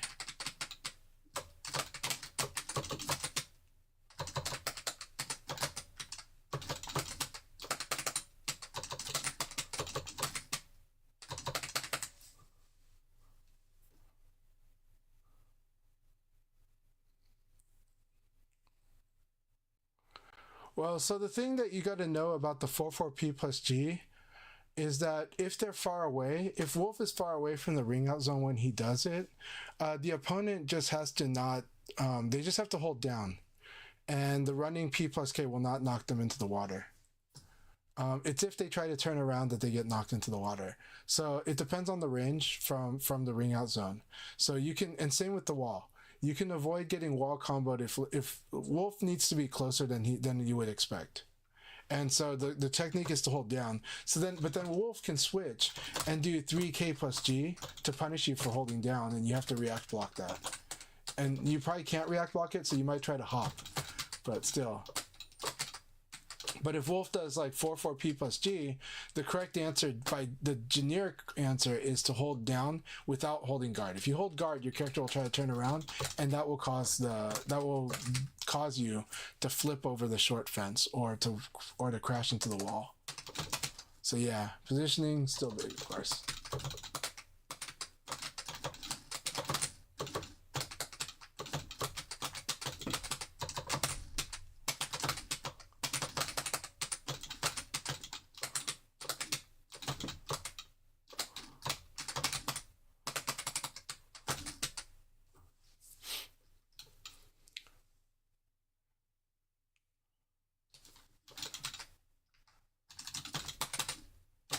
nice. One in the neutral. Nice. Good choice. Very good choice. We'll stop the momentum. And then good, just use... This move is good because it doesn't move too far forward until it hits. And it's really good.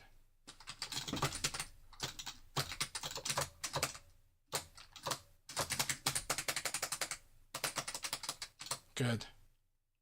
Good.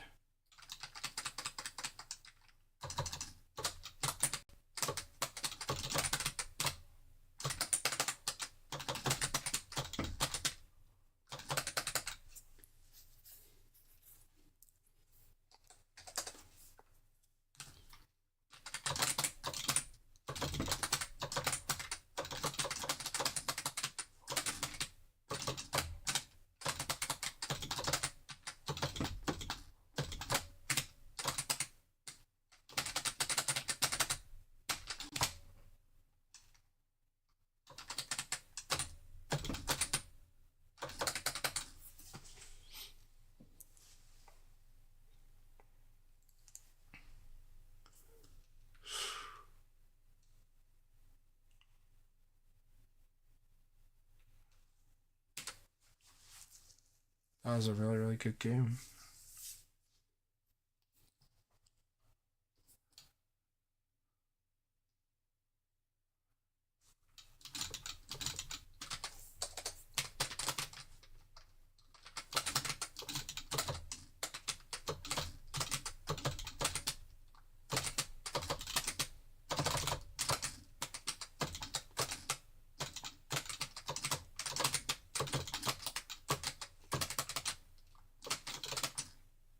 Very good.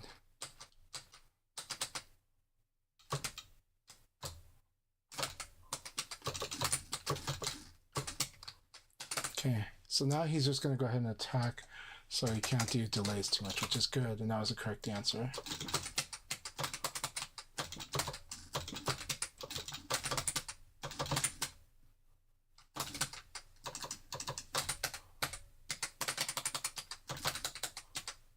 With counter hit, I think the PKP is guaranteed. So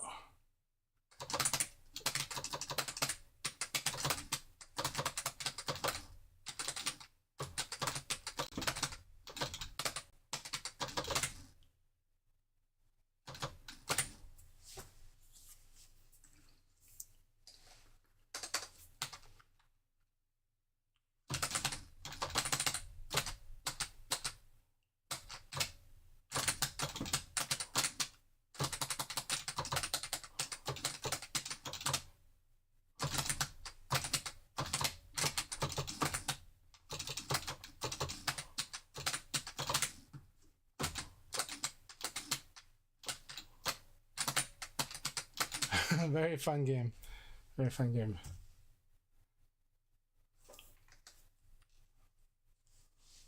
Another question.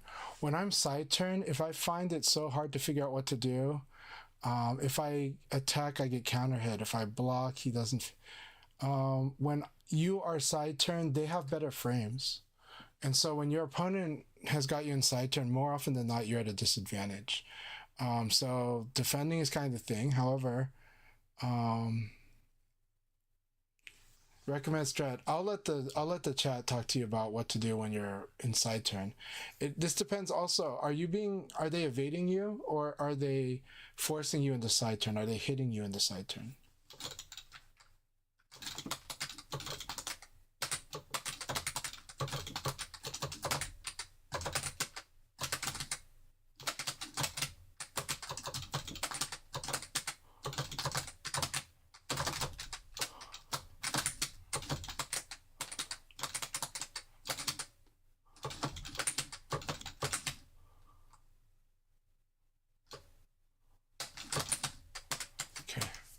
Good timing on the kick. I was wondering if sometimes the uppercut wins, so.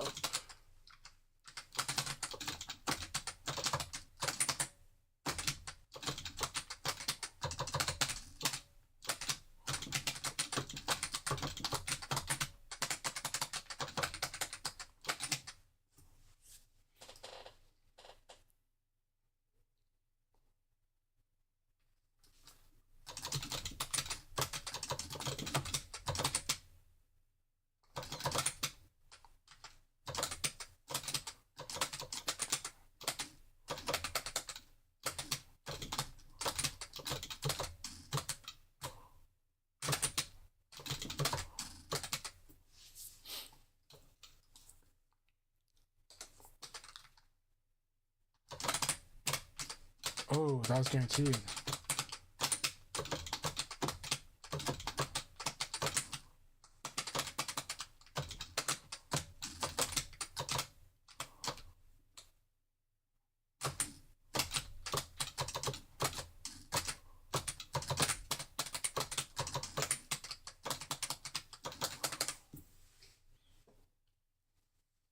You can evade while side turned, yes. You can evade is definitely an option during side turn, and sometimes it's a good defensive option.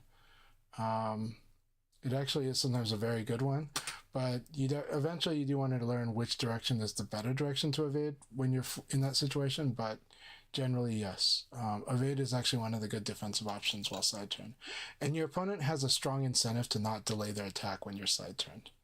They have a very strong incentive, but eventually they can. And if you evade a lot, they have a big incentive to do that.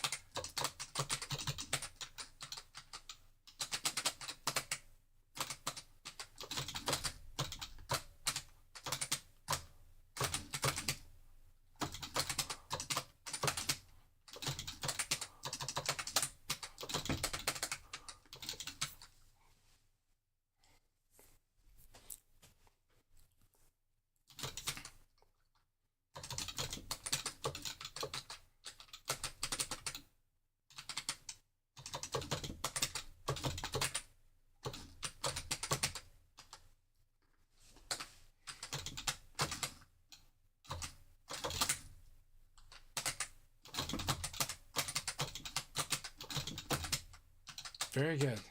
So I like this patience play, and also realizing in the neutral, Wolf is doing pretty good.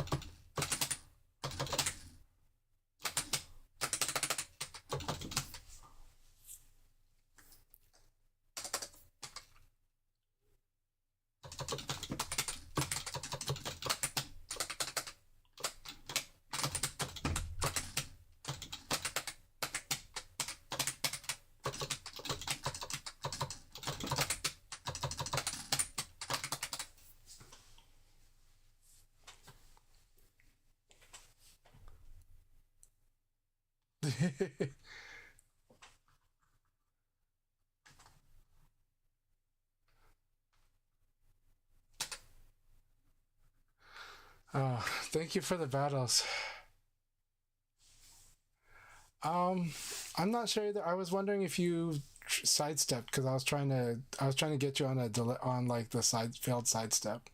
But thanks a lot for the battles. I enjoyed that a lot. I am gonna call it this a night, but this was a lot of fun. The game sound cut out. That's good to know. That is interesting. That's it. Let's go back to VFTV and see if there's audio there. It's really dumb. Must be the Logitech software again. Let me see. Yeah.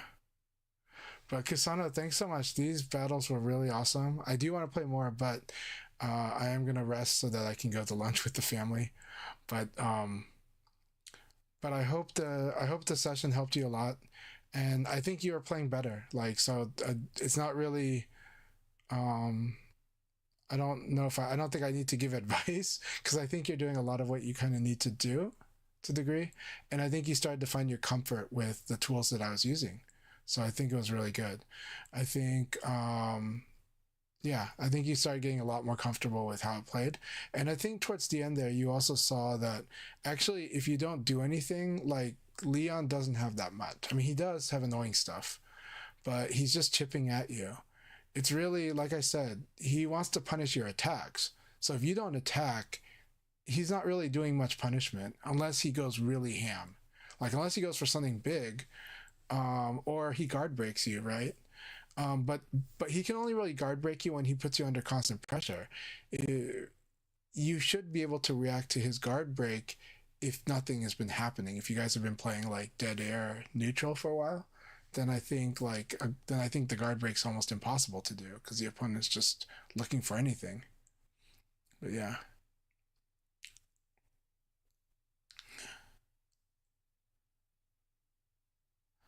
Uh, I think you managed your tilt well, though. I do think you managed your tilt well. I mean, I definitely felt certain moments of being defiant and doing stuff, but I don't think that that was bad because I think sometimes you could do that a little more.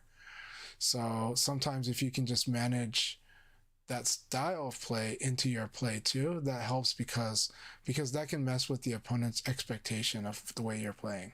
It's not to be random, but you can seemingly be random. You can sometimes call in the moment to do it, and sometimes in this game you definitely want to identify when you're too passive, just like you want to identify when you're too aggressive. It's important for the player to do that. Doesn't mean to stay in the middle. Too passive is different depending on who the opponent is, depending on what's working and what's not working, right? If things are working for you on passive, that's not too passive.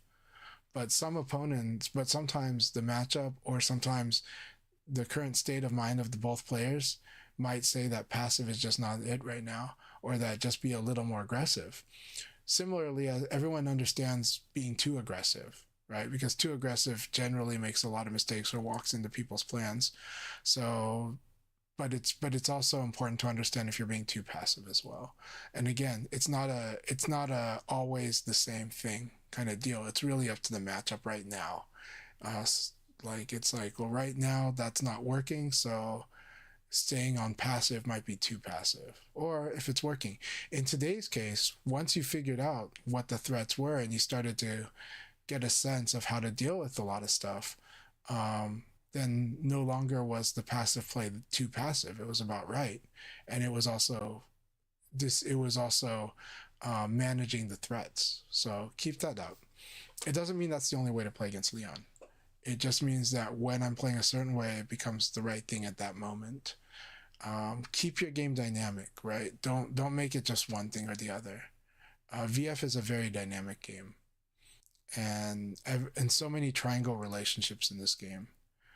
And so, and your opponent may stay on the same part of the triangle, but a lot of times they move. And because they move on that triangle, you have to kind of move to be a step ahead of them, to be the one that wins against which. And if you guys do the same option, you've got to be the one that's, there's got to be factors that make it so that you doing the same option as them wins. So yeah.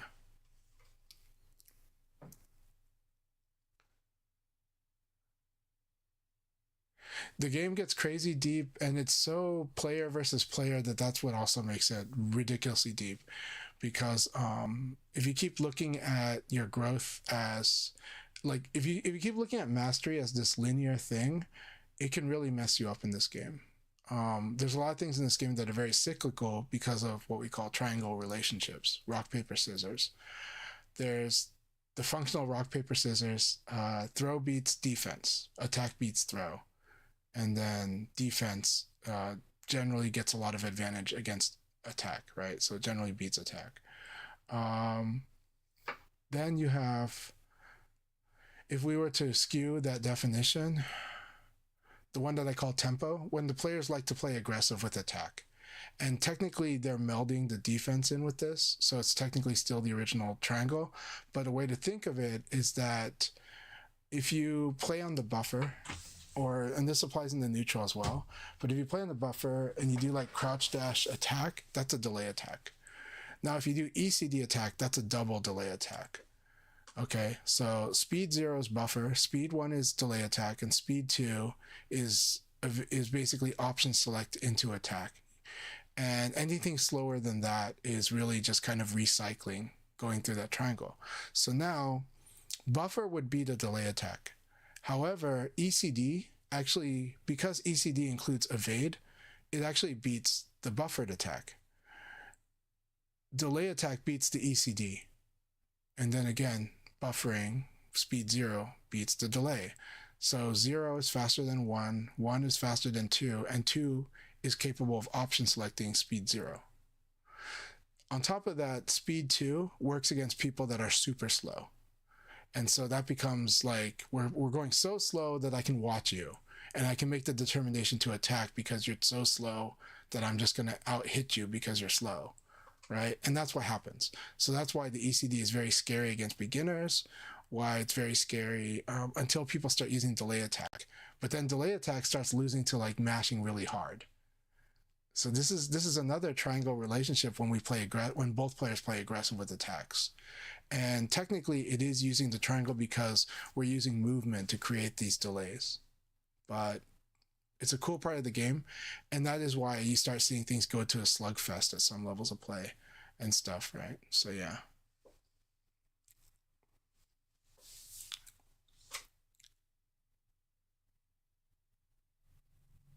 But the reason we teach beginners, well, I teach beginners the boxing, and then I also teach them Nitaku, like mix up, because mix up is actually technically it's easy to do, but you have to do it. And the hard part is people don't want to do it. They want to do one option every time, and you have to train them to actually try to mix it a little at first, which is uncomfortable, and then after that, then they can control. But they need to be able to do both. If they're only doing one with a preference, and that's usually block when you're minus, then you're too vulnerable to throw, and you just don't realize it. And again, that's when you're trying to play the game too much like other fighting games. But when you can play the mix-up, that's actually the best opportunity. You're still going to get outplayed by the stronger player, but that is your best chance at beating a stronger player. It's my best chance to beat against a player like Shuopon, because Shiopon's going to react as much as possible. So, okay, that means they can't actually, like, it's too hard to react to elbow. So I'm going to elbow them when they crouch, and I'm going to Nitaku. Now, of course, if I do it too much, they're going to just, predict to beat it or play in a way that doesn't allow it. But generally speaking, but they're comfortable playing it if I keep losing the guessing game. I need to be able to win the guessing game to actually threaten that style of play. Right, and then I force it into guessing when they're playing all reaction, and so stuff like that. But mastering the guess situation is the best chance you have at beating someone that's stronger than you. And then, but while you're still all this time trying to build your skills, trying to build your ability to react as well, try to build your familiarity with the move list. But that mix-up situation, that Nitaku we keep talking about, it's a starting point. It's not like an end. It's not like, oh, you've mastered VF because you can mix up. It's like, no. You've finally begun having a path to winning because you can do the mix-up, But a lot of people don't realize they're not mixing up in a lot of other games, They're kind of, but the mix-up for a lot of other games is, when's he going to get tired of doing the strongest thing possible because he thinks I'm going to defend, so he's going to go around it. That's the kind of mix-up that happens in a lot of people are thinking of. VF is like, no, these mix-up, literally, like, you guess wrong, it's going to hurt. The throw's going to hurt you a lot or set up a win condition, And so guarding is not as secure as you think, but it's really good. But it's just not the same as, guarding in some other games.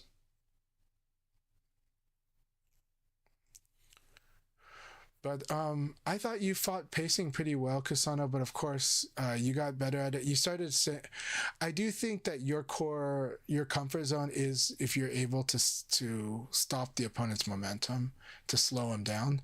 And I think towards the end of our set, you were able to do that against me more. I think you started finding out and in your case, it's about how to defend against a lot of things. At what range am I a threat? Is this a threat, right?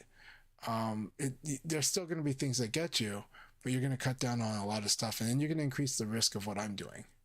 And so that's good. That's why defense is strong. And, I'm not saying defense is not strong in VF. It's very strong. It's just that defense is a very deep topic in VF as well. It's as deep as attacking, because the movement in this game really is important. And it's not just guarding. It's not just high guard, and it's not just low guard. It's a lot of it's very in-depth in itself. There's good reasons to do a lot of this stuff. And then but then if all you do is delay attack, you're going to lose to mashing, actually. So the opponent just has to know they got to mash. So yeah. No, totally. Well, Shiwa, you definitely got to play like an insane amount of, 100%. Yeah, in a lot of other fighting games, you do have a lot of time. As I put it, in a lot of games, there's a flow that's like their turn, their turn, their turn, my turn, my turn, my turn, their turn, their turn, their turn, my turn, my turn, my turn. VF actually feels more like their turn, my turn, their turn, my turn, but it actually plays faster than even that, because even when you're on defense, you're supposed to make decisions, not just defend by like defend is a default decision, but you probably need a decent mix, more than 20%, doing the thing that's not guarding. If you're guarding like 80%, you're in trouble because how vulnerable you are to the throw mix-up, or how vulnerable you are to guard break, right? Why do people hate guard break? Because they want to block 80% of the time, because it's a good thing to do in other games. And it's a good thing to do here. It's just not as good to do it in here. It's still very, very good. When you block almost everything in this game, like characters have like less than 5 plus on block moves that don't have a follow-up. In this game, only a few characters have more than that. There's not many plus on block moves in this game. Most things are minus on block, but the high jab is plus on block, and it is one of the most commonly used moves, so it makes it feel like there's a lot of plus on block. There's not that much plus on block. Now there are strings, but strings change things, and strings in this game are very vulnerable, but they become powerful when the opponent starts wanting to do bigger punishment for those strings. When the opponent wants to really punish the string, because it really wants you to actually finish it so that he can do a launcher, he can duck it or whatever, then you can start messing with them, because you start delaying them, because you know that they're watching and waiting, and you're like, well, I'm going to play with you watching and waiting, and now they're in a rough situation. Then now it's too late, and so now you get to now it's almost like you still have advantage, because they watched and waited too long. That's the irony about this game's strings being not so good at a low level, and then being quite good at a high level.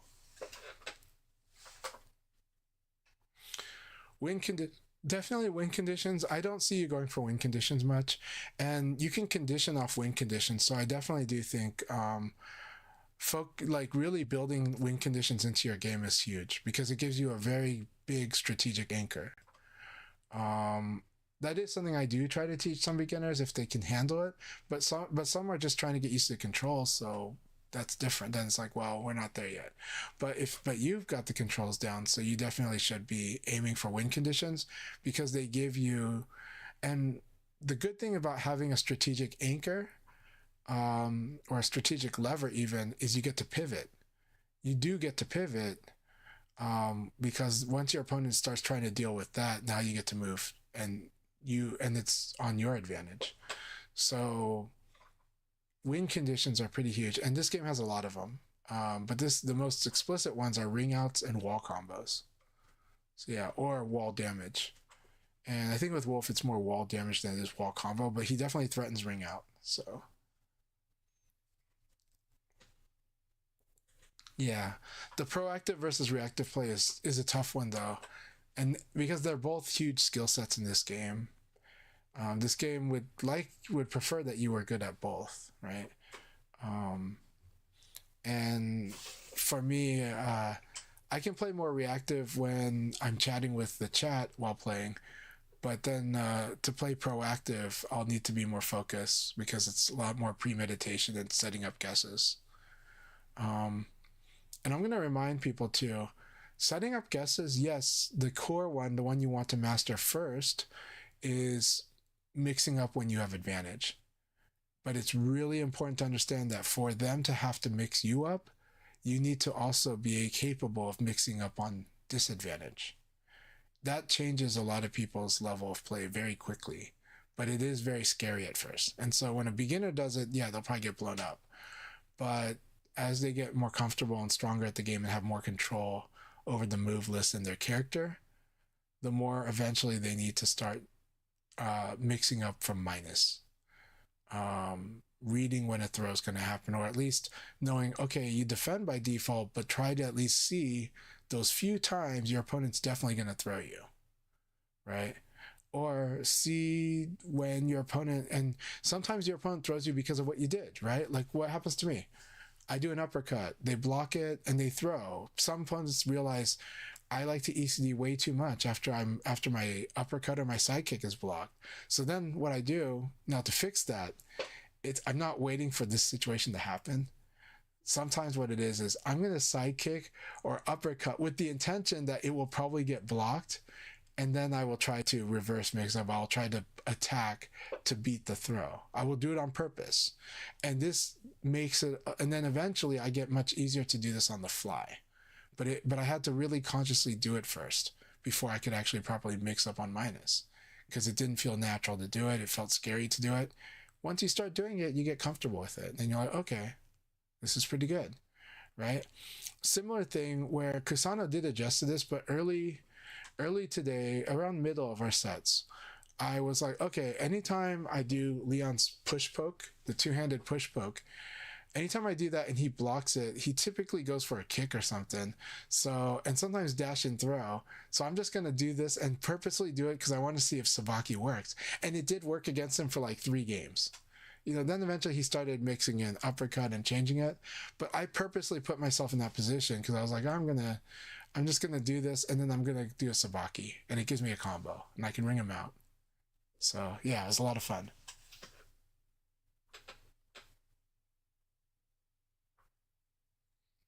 Yeah, so.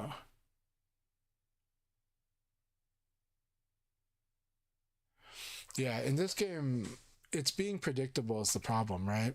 And so the more you believe that there's a best answer, the more predictable you become. Now, it doesn't mean to be random. But there's different ways to be tactical or strategic. You don't have to be a strategic genius. You can be tactical if you're not a strategic genius. If you have trouble reading people, that's okay. You can try conditioning. Conditioning is be stubborn with a certain thing, but watch for when they actually make the change, and then do the other thing. And then start playing around with it, and it's a little easier. And then you'll start to read eventually, even with that approach. But for a lot of people, like, reading is a big scary thing. People, especially in the West, people are very terrified of being being wrong, right? They would rather be lying and defiant than being wrong for some people. But it's okay to be wrong in this game, as long as you make adjustments and and start and move with it, But it's best to be honest with yourself and know that you're wrong. But you can work with it, and you can even punish them for being right. That is sometimes why certain psychological types get really angry when they play VF. The more that they have this fixed mindset about what is the best way to play, the more likely you're going to see them complain in the Discord about how so-and-so plays in this way, and they're going to say what's the real VF and not. And it's like, no, the VF is a platform, and what's real is what your opponent's doing, and what's real is what you do against what your opponent's doing. This is a player versus player game. This is not just simply just a matchup test. It's not. I mean, it can be, and at the highest levels, it ends up being something like that. But for most levels of play, this is totally player versus player. And even at the highest levels, it's player versus player. It's just that they start really containing a lot of options, and they start amplifying the risk on certain options, that that calculation becomes very somewhat complicated, somewhat simplified. But outside of that elite level, you still want to master everything. There's a lot that goes in. You want to master the bad situations, because otherwise you will get blown up, even at the high level, by that thing happening, because you just never experienced or prepared for it, or never imagined your opponent would do this thing. And again, that goes back to the more you think that there's some best option, or more that you think this is just I play the matchup more so I win, the more likely you are to lose when your opponent is fighting you and not your character. This game is fighting your opponent. You want to get good at, but of course you have to learn things about your character, and of course you have to learn things about other characters. But this game goes straight to player versus player from the start. It really does. And so it's wonderful in that sense. The skill, but it does require skill, and it is very dynamic. So the skill gap is created in those dynamics, and just being really, really sharp and experienced. But that's what we want in skill-based games, right? We do want experienced people to be playing strong. We do want a growth curve for everyone that starts the game. And I think this game's growth curve is not too bad. I do think it feels like actual martial arts or sports. You start off, you play, and it's fun. And you start off and you start working on things, and you play with more people, and you gain more experience. And you gradually grow, but some people will grow faster than others. Some people will grow slowly, but then become insanely strong eventually. And then some people just decide they want to just play for fun, and that's totally cool too. It is fun to just play this game for complete fun, because this game allows you to be expressive. This game totally allows you to be expressive. Some people that are too serious get really upset when they deal with someone who's just trying to have fun, and that person just trying to have fun is actually winning. But that's because this game is like a really wonderful sandbox. Allows me to try a lot of different stuff and a lot of different approaches. And it's not so much that like homestake here or the best players, one way of playing was the way they beat me. That's not it. They stopped me because they realized what I was doing, and then they just like, this is, what are you gonna do about this? And eventually I find a way, because this is player versus player. So I love this game. Yeah, sorry if I made that too long. This is a rant, but I hope you guys enjoyed that.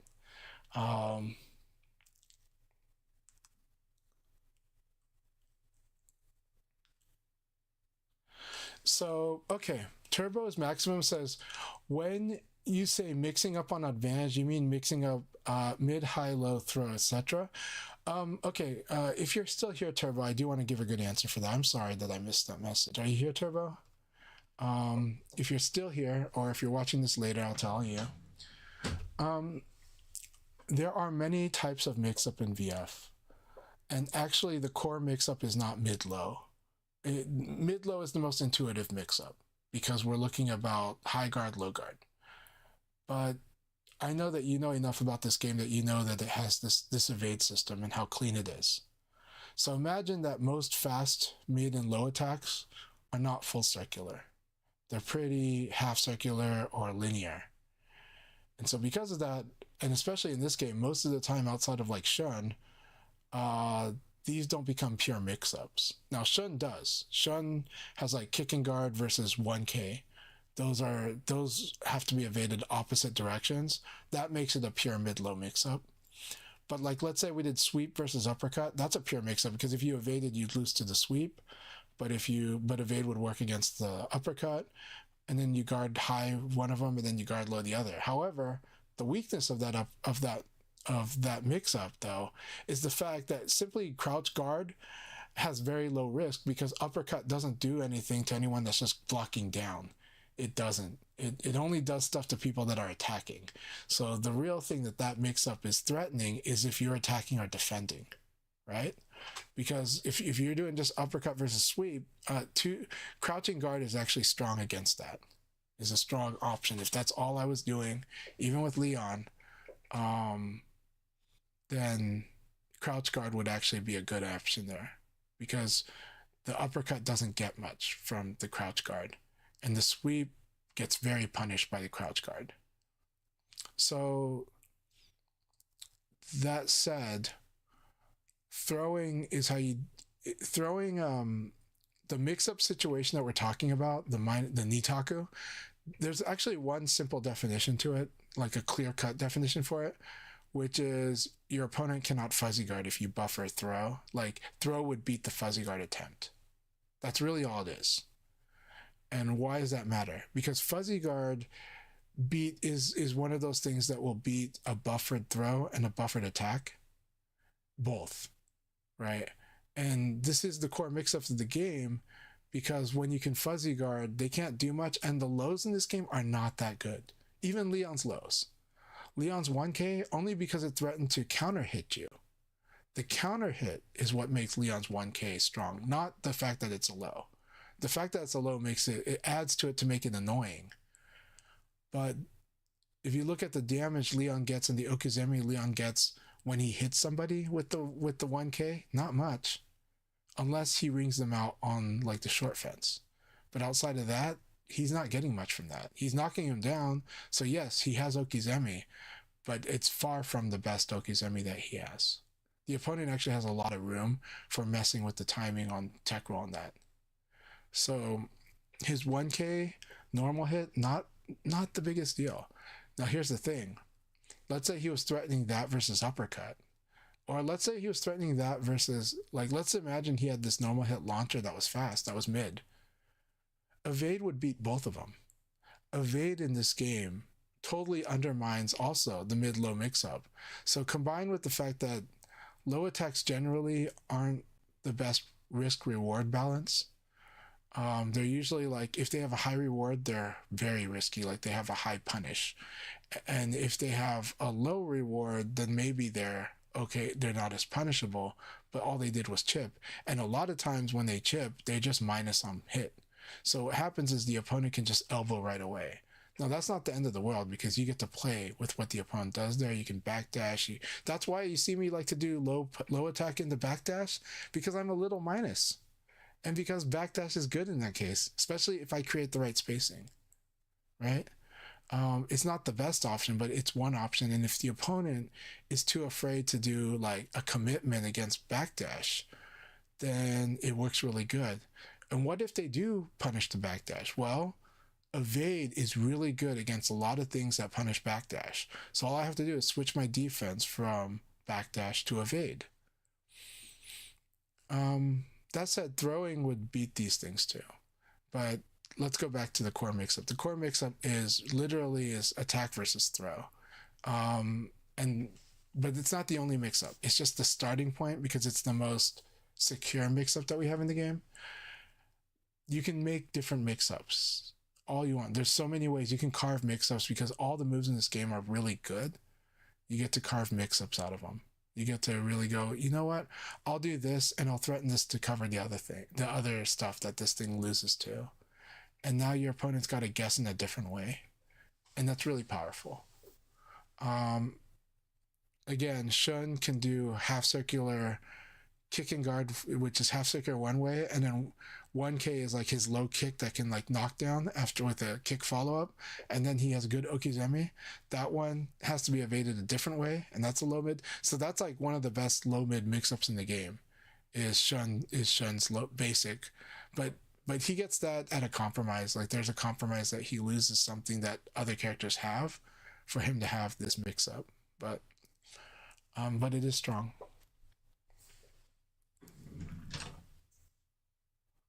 So yeah, anyways, I hope that helps. But generally when I'm saying mixing people up, how to mix them up, it's learning to take advantage. It's like when you block a shoulder, they're really minus, but there's no guarantee, but they're really minus. That means you get to mix up. It's your choice on which option you should do an aggressive option. And that aggressive option should be either an attack or a throw. And what attacks are good that would punish somebody that was trying to avoid a throw, right? So generally that just means something that's frame appropriate would be good, because then if they were to attack, because attack beats throw, if they were to attack, they would lose. Ideally a mid, because if you do a high punch, or if you do a high attack, they can low punch you. Suddenly that's not the most secure attack versus attack. If you did high punch, they could low attack you. They can crouching attack you. There's a lot of high crushes. So high attack is weak to crushes. Low attack is weak to hopping attacks or low crushes.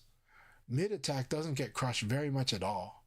And if they do have an attack that beats your mid attack, you've narrowed down their possibility space to that move for attack. And then you work around that, but all it means is change to another attack would probably beat that thing that beat your mid attack. So that's what I mean by the mix-ups in this game. And this game has a lot of, so you can carve the mix-up however you like, but the core basic one, the one to get good at, even if your character seems to not have the best throws, like Brad players complain about their throw options. Jean players really complain about their throw options, but their throw games are fine. If you ask me, I can explain why later. Sarah feels like she doesn't have a good throw game, but she has amazing okizeme even on her weakest throws. The throw game is good in this game. Every character's throws are useful, and so throws are very powerful. So throw and attack when you have advantage. When you're at disadvantage, the mix-up is generally, the generic mix-up is you're either going to defend or you're going to attack. And maybe your attack can beat some attacks. Maybe they can crush, or maybe they can sabaki, or maybe you just do something basic because your opponent keeps doing slow stuff and they're allowing you to do fast stuff. Remember, if your opponent's not adhering to frame data, that's their decision, and it's not a bad decision, but it's just counting on you not just jabbing them or low jabbing. But the threat to your low jab or high jab is huge, though. So you got to understand, you're going to take a huge risk for that low punch or that high punch, because the frame tight option would totally blow you up. So yeah, hope that makes sense. Who do we think will take the VF Open Championship? Only a couple of weeks away. Honestly, there's some favorites. So let's talk about the three favorites, right? The three favorites, Tonchan is generally the main favorite. However, Tonchan and Shiwapon, I still consider them on the same plane. Shiwapon is also like... Tonchan and Shiwapon are typically the top two, and everybody knows it. However, Virgo is also practically in that level. He really is. So we're looking at these three being the favorites. Tonchan being the one that most people would put their money on, but Shiwapon would also be a lot of people would also put their money on. And then Virgo. And Virgo took down Tonchan. Virgo is insanely strong. He's really over there too. He's in that level. So those three are the ones that most people are looking at a lot. Now, outside of that, there's ridiculously strong players that are also capable that have won against these players in competition too. Okay, so Chimpanzé has got the most aggressive Jackie. It's just, without Tonchan, we'd probably talk about Chimpanzé a lot, but Tonchan plays Jackie also, right? Then you have also Shiokara's Akira, ridiculously strong, arguably the strongest Akira right now is Shiokara. So Shiokara is definitely one to watch for, and I don't see much problems with Shiokara's game at all, right? With Chimpanzé, I don't even see problems with his, but he is aggressive and he does run passionate. But I've seen him just, but he is ridiculously strong, and he has gotten wins on all these players. That said, the three that I mentioned are like the real favorites. Real Route is also in that conversation with Chimpanzé and Shiokara as well. Real Route is amazing, and but it's like if he fights against Tonchan, it's really hard to see. But we have watched brilliant play between him and Tonchan, but still, it's really hard. Tonchan is terrifying. Tonchan plays strategically on a genius level too. He plays directly his opponent, and I think this side about him gets not talked about enough. Is how much, but I do think, like, especially when you watch like the European qualifiers, which Tonchan won. Tonchan, he did not take any opponent that lightly. I know that that's the way people like to talk when they're fans and watching, but like watching like the strategy he came up against Nero is not some throwaway strategy. It was very much considering the way Nero plays, and where Nero's thinking, and watching Tonchan play against the Europeans actually, I think was pretty. I can see his genius in it, and that he's out to kill everybody he fights. He's out to kill the person, not the character. So yeah. Nero can definitely. Nero is capable of upset. So here's the thing: there's both Nero and Gentleman Thief are ridiculously strong. They are world class players. If they lived in Japan, you don't no idea how high they would go. But I would say that Nero is a special kind of genius. Like he's got special qualities that actually him and Tonchan have similarities, and the Kage player Jin Kage said as much. But I kind of agree with it that there are things that are different about these two players than normal people, right? But they're wonderful people. But they're very peculiar guys too, and they're both incredibly intelligent in the way they play, and they're both very serious about the game. Nero definitely talks like he's happy-go-lucky, but he's more serious than that, and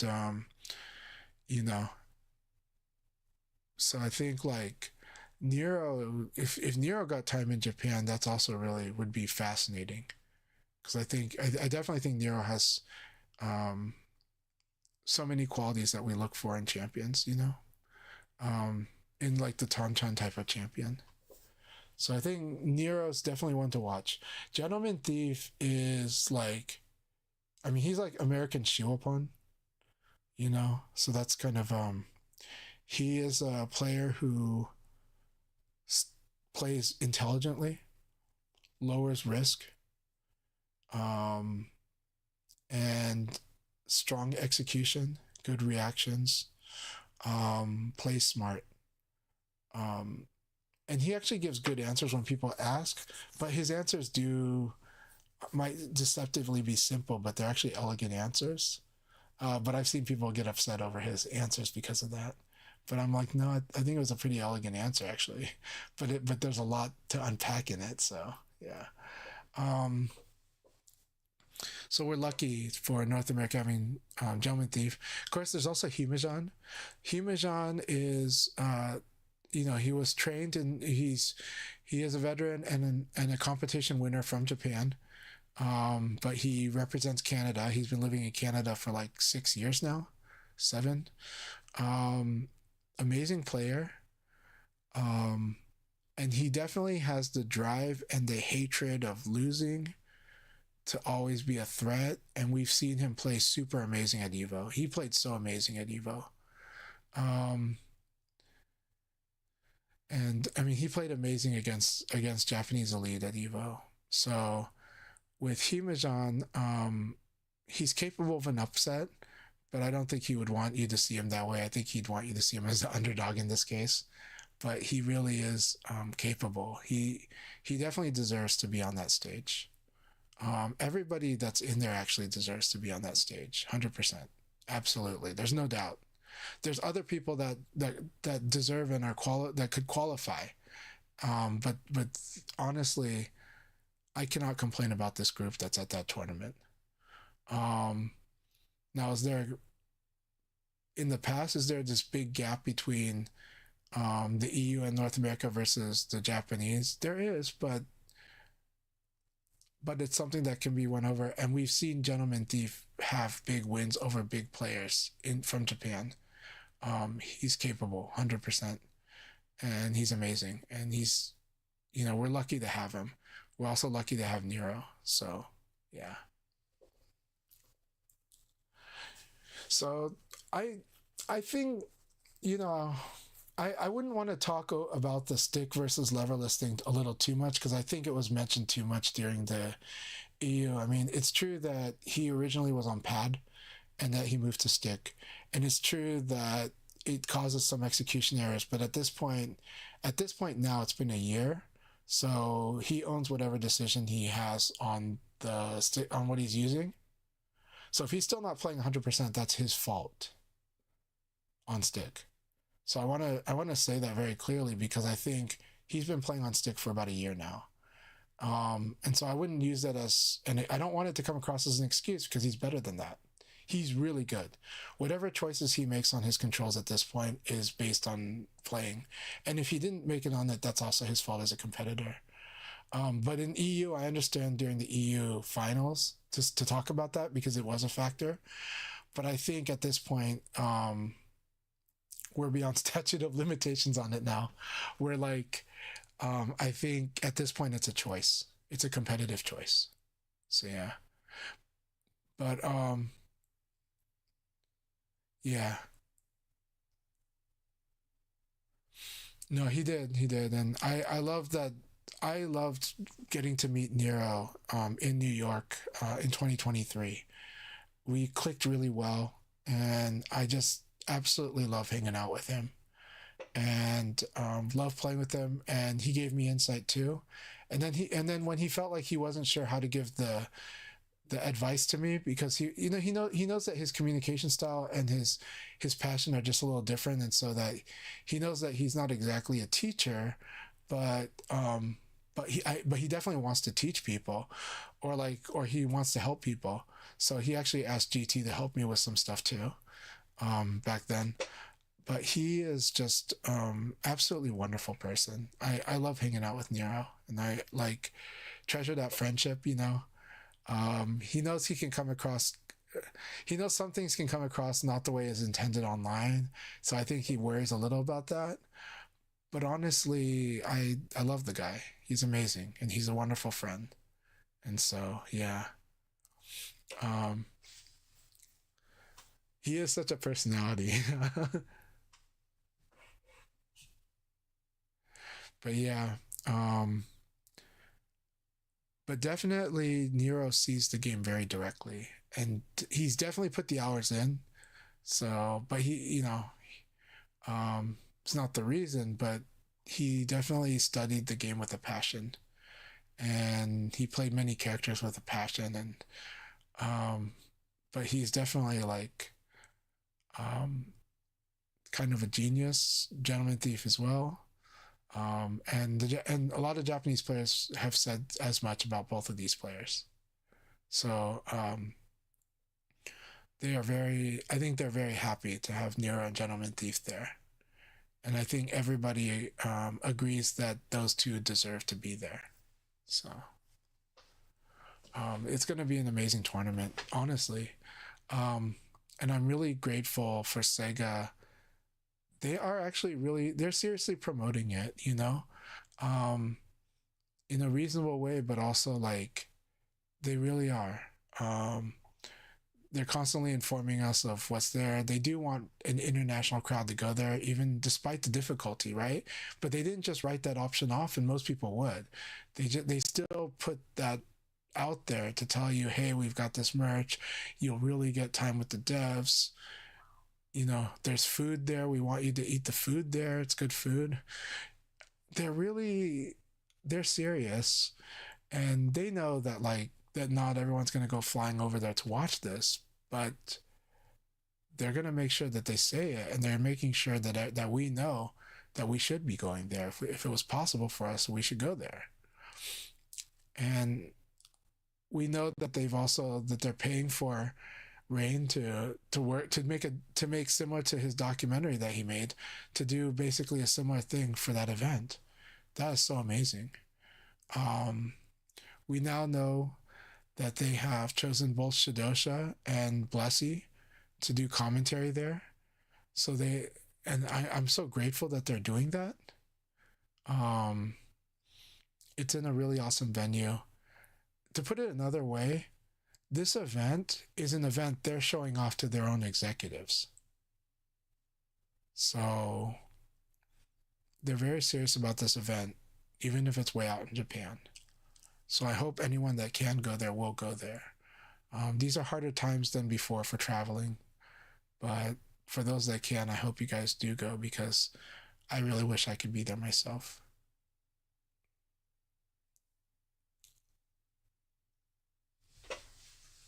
Yeah, Gentleman Thief and Nero are great ambassadors. Absolutely. So yeah, anyways, Seidon, it was wonderful chatting with you, and I hope you guys enjoyed the chat. I apologize if it came across as a lecture. I'm just passionate when I talk. but um, but it but it's also hoping that you guys can see why I love this game so much. And it's not just that I love the game; I respect it so much. Right? I respect the game so much because the game is worthy. Like someone asked, like, why, like, why is it that the VF players are passionate or so welcoming? And I was like, we love our game so much. Like a lot of us really think it's the best game. I mean, we'll try to. A lot of us tend to be humble people, but we would not be that shy in saying that we honestly think it's the best game. So it's similar to how chess players feel about chess and Go players feel about Go, tennis players feel about tennis, golf players feel about golf. This is a lifestyle game for a lot of the people that love it. And it's so much so that actually a lot of us do play other fighting games, but we just love playing this one so much. And a lot of times it's just like we see the other game and we're ready to jump in on ranked or so. And we go, oh, I want to go play VF. So we go play VF. Well, thank you so much, June. And June also loves VF too. And I've been so happy meeting more people from Thailand that love VF. In fact, I've met quite a few.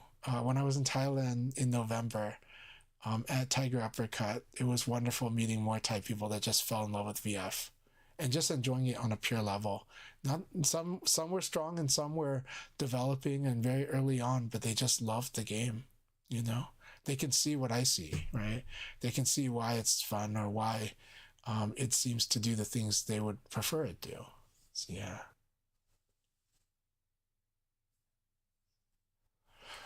Chronomad, I'm so glad to hear you say that you're really liking VF and it's that you're enjoying it a lot, or that you like it in comparison to other fighters, even from the fighter you came from. I do respect other fighters and I do like them too. I like a lot of the other fighters too. So I try not to be the negative one on other fighters, because it's not needed, right? For me, it's not needed. It's like, well, I know which one really like gets me, but at the same time, it keeps winning me over more and more. Even though I'm getting older, I'm still loving this game even more, and you guys can see it when I play. You can see how much fun I'm having too. And even when I'm serious, you kind of know inside I'm having fun. So for a lot of people, VF definitely had this effect where they're like, this is the one, and they do play the others, but they're like, this is the one. So,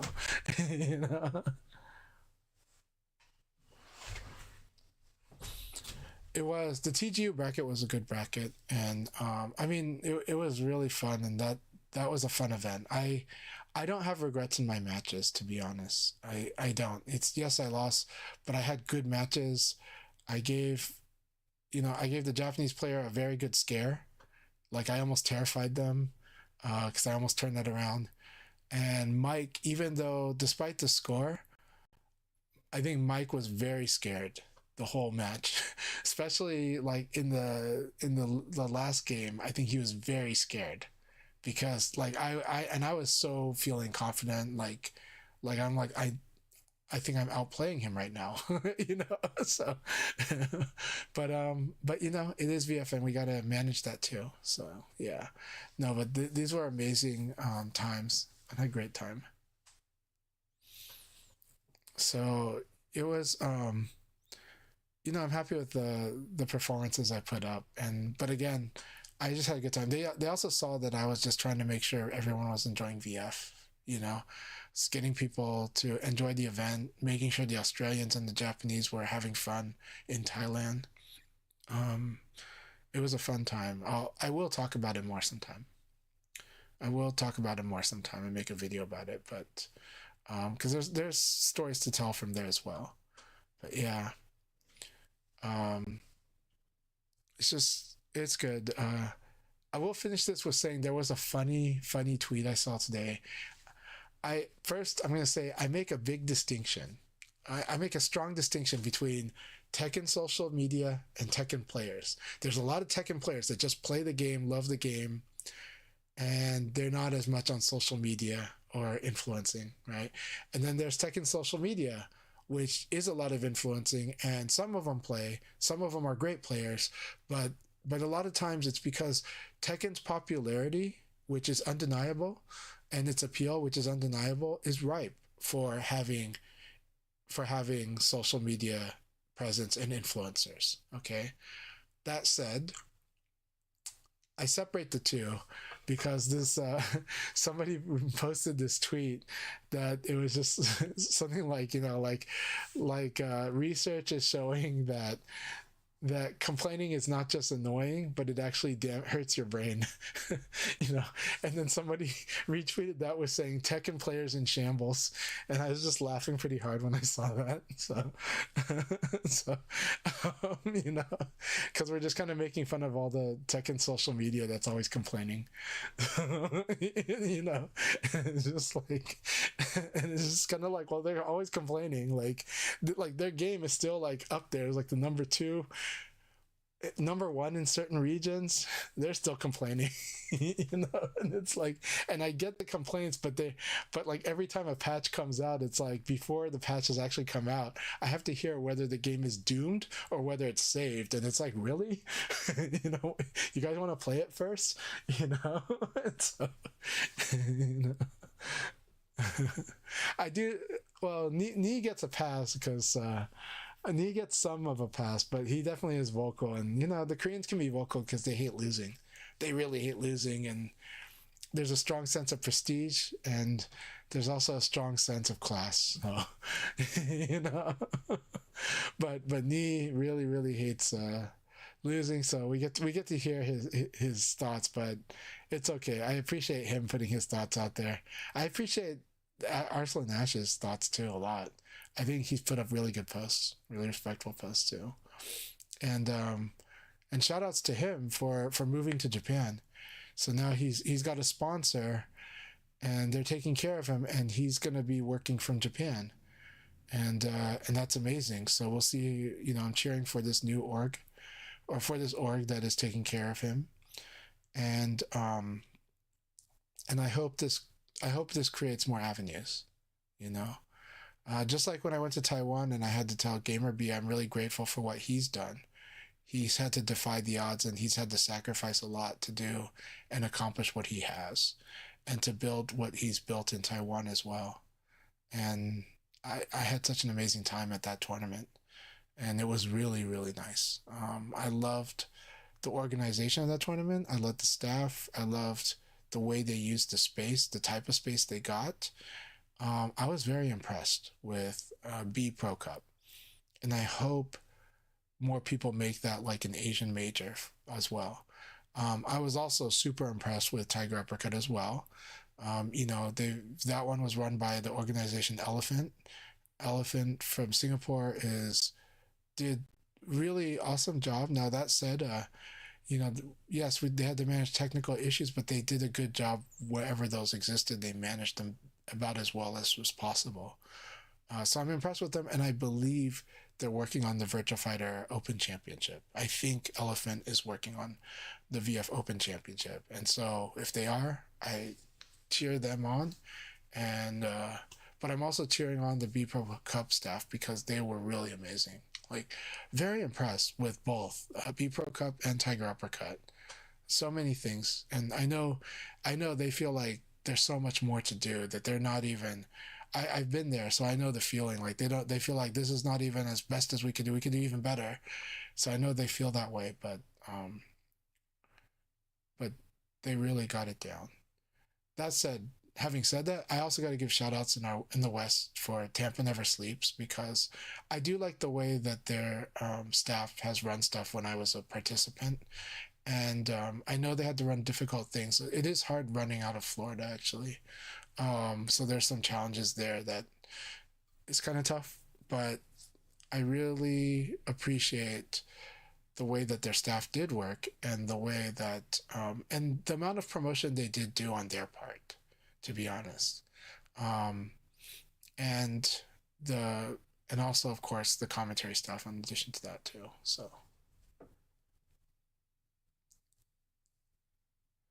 yeah, awesome.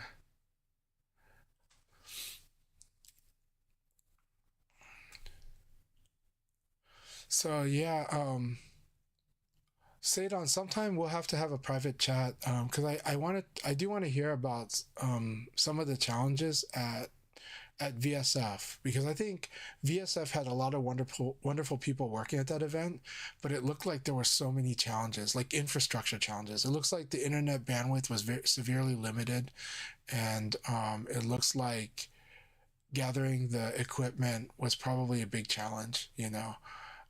Though there was challenges with equipment as well at Tiger Uppercut. So sometime we'll have to have a talk about VSF, because I think VSF looks like such a cool event, and I want to see Europe just looking so awesome on stream as well as they had in person, and so yeah, there's so much to it, so much to it. That said, I do personally prioritize the event, like at its site, over the online presence, only as much as that. You always want to make sure that you have a crowd, that it looks like it's busy and it looks like there's a lot of people there. So at Frosty Fostings, I was really happy that Virtua Fighter was like not the first game of the morning on Saturday. I liked it being the second game on Saturday. That was really good, because that makes sure that it's going to fill seats. And a lot of times I've seen last year that Virtua Fighter was always like the first game, which means it was going to be empty seats, and I don't think that helps. I think it's a big enough factor. It sounds like a small detail, but to me, it's kind of a big factor actually. And so I just want to see. I would like the game to be scheduled. It doesn't have to be the big like finale, because they probably is not in the position to do that right now. The new VF, yeah. But this VF, no.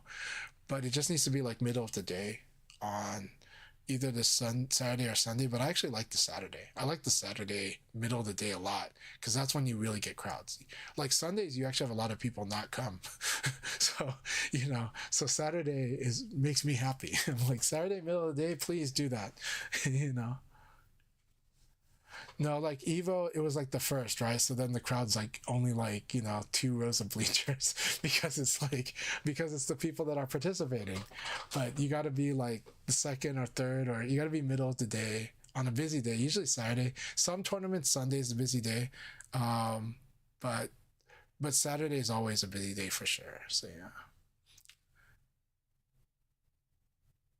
Yeah, shout outs to all TOs that make VF events happen, online and offline. I agree. Yeah, I cannot wait for Rayblade's review of the Switch 2 VF. I'm really looking forward to that. I don't have a Switch 2, but maybe eventually. But it would be, if it works out really well, I'm pretty excited for it.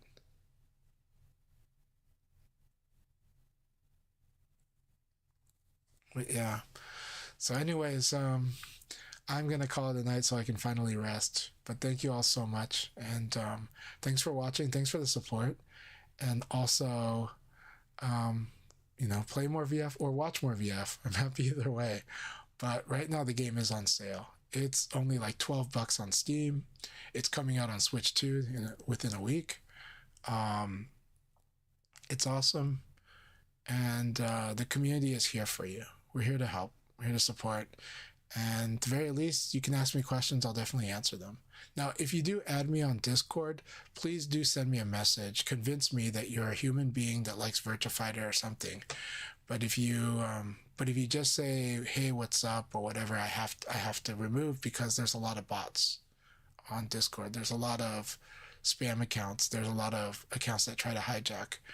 And so if you just send me a friend request, I will probably not accept it.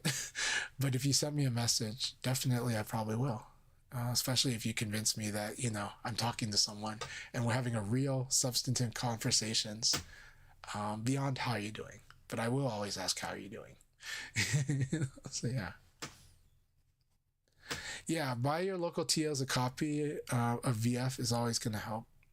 Yeah. All right. Have a good one, Turbo. Thank you so much.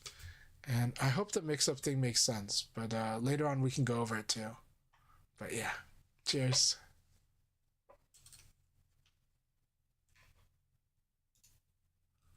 Let's see here. I'm looking for someone to raid right now because I always try to raid, even if it's this time of night or morning. We always want to support and always want to share the love, even when it's love beyond Virtua Fighter. Max is streaming right now. Okay. A lot of stuff to talk about today. Alright, Virtua Fighter, is it just me? Let's see. No, we've got a Japanese streamer. Oh yeah, let me take a look at this Japanese streamer.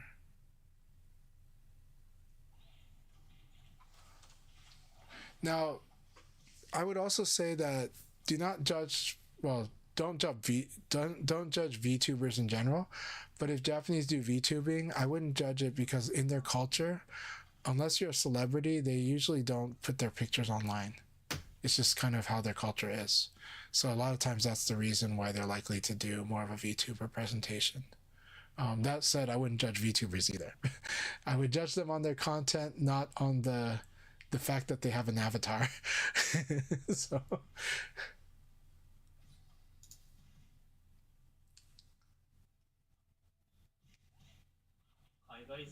okay. All right, so we're gonna go ahead and I'm gonna definitely raid this Japanese streamer. It is rare for Japanese to stream on YouTube or on Twitch, just because over there Twitch is not as popular. But they know that for international appeal, it's probably better for them to do it if they wanted international. But you know, Virtua Fighter will take a while to get to that for this Japanese streamers. So this is Shiro Ito Kyo. And have fun. Wish them well.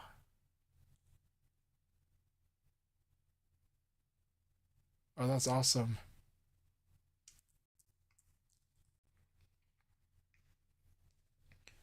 Definitely would like to. Yeah, the Tokai Bay Area Cup is definitely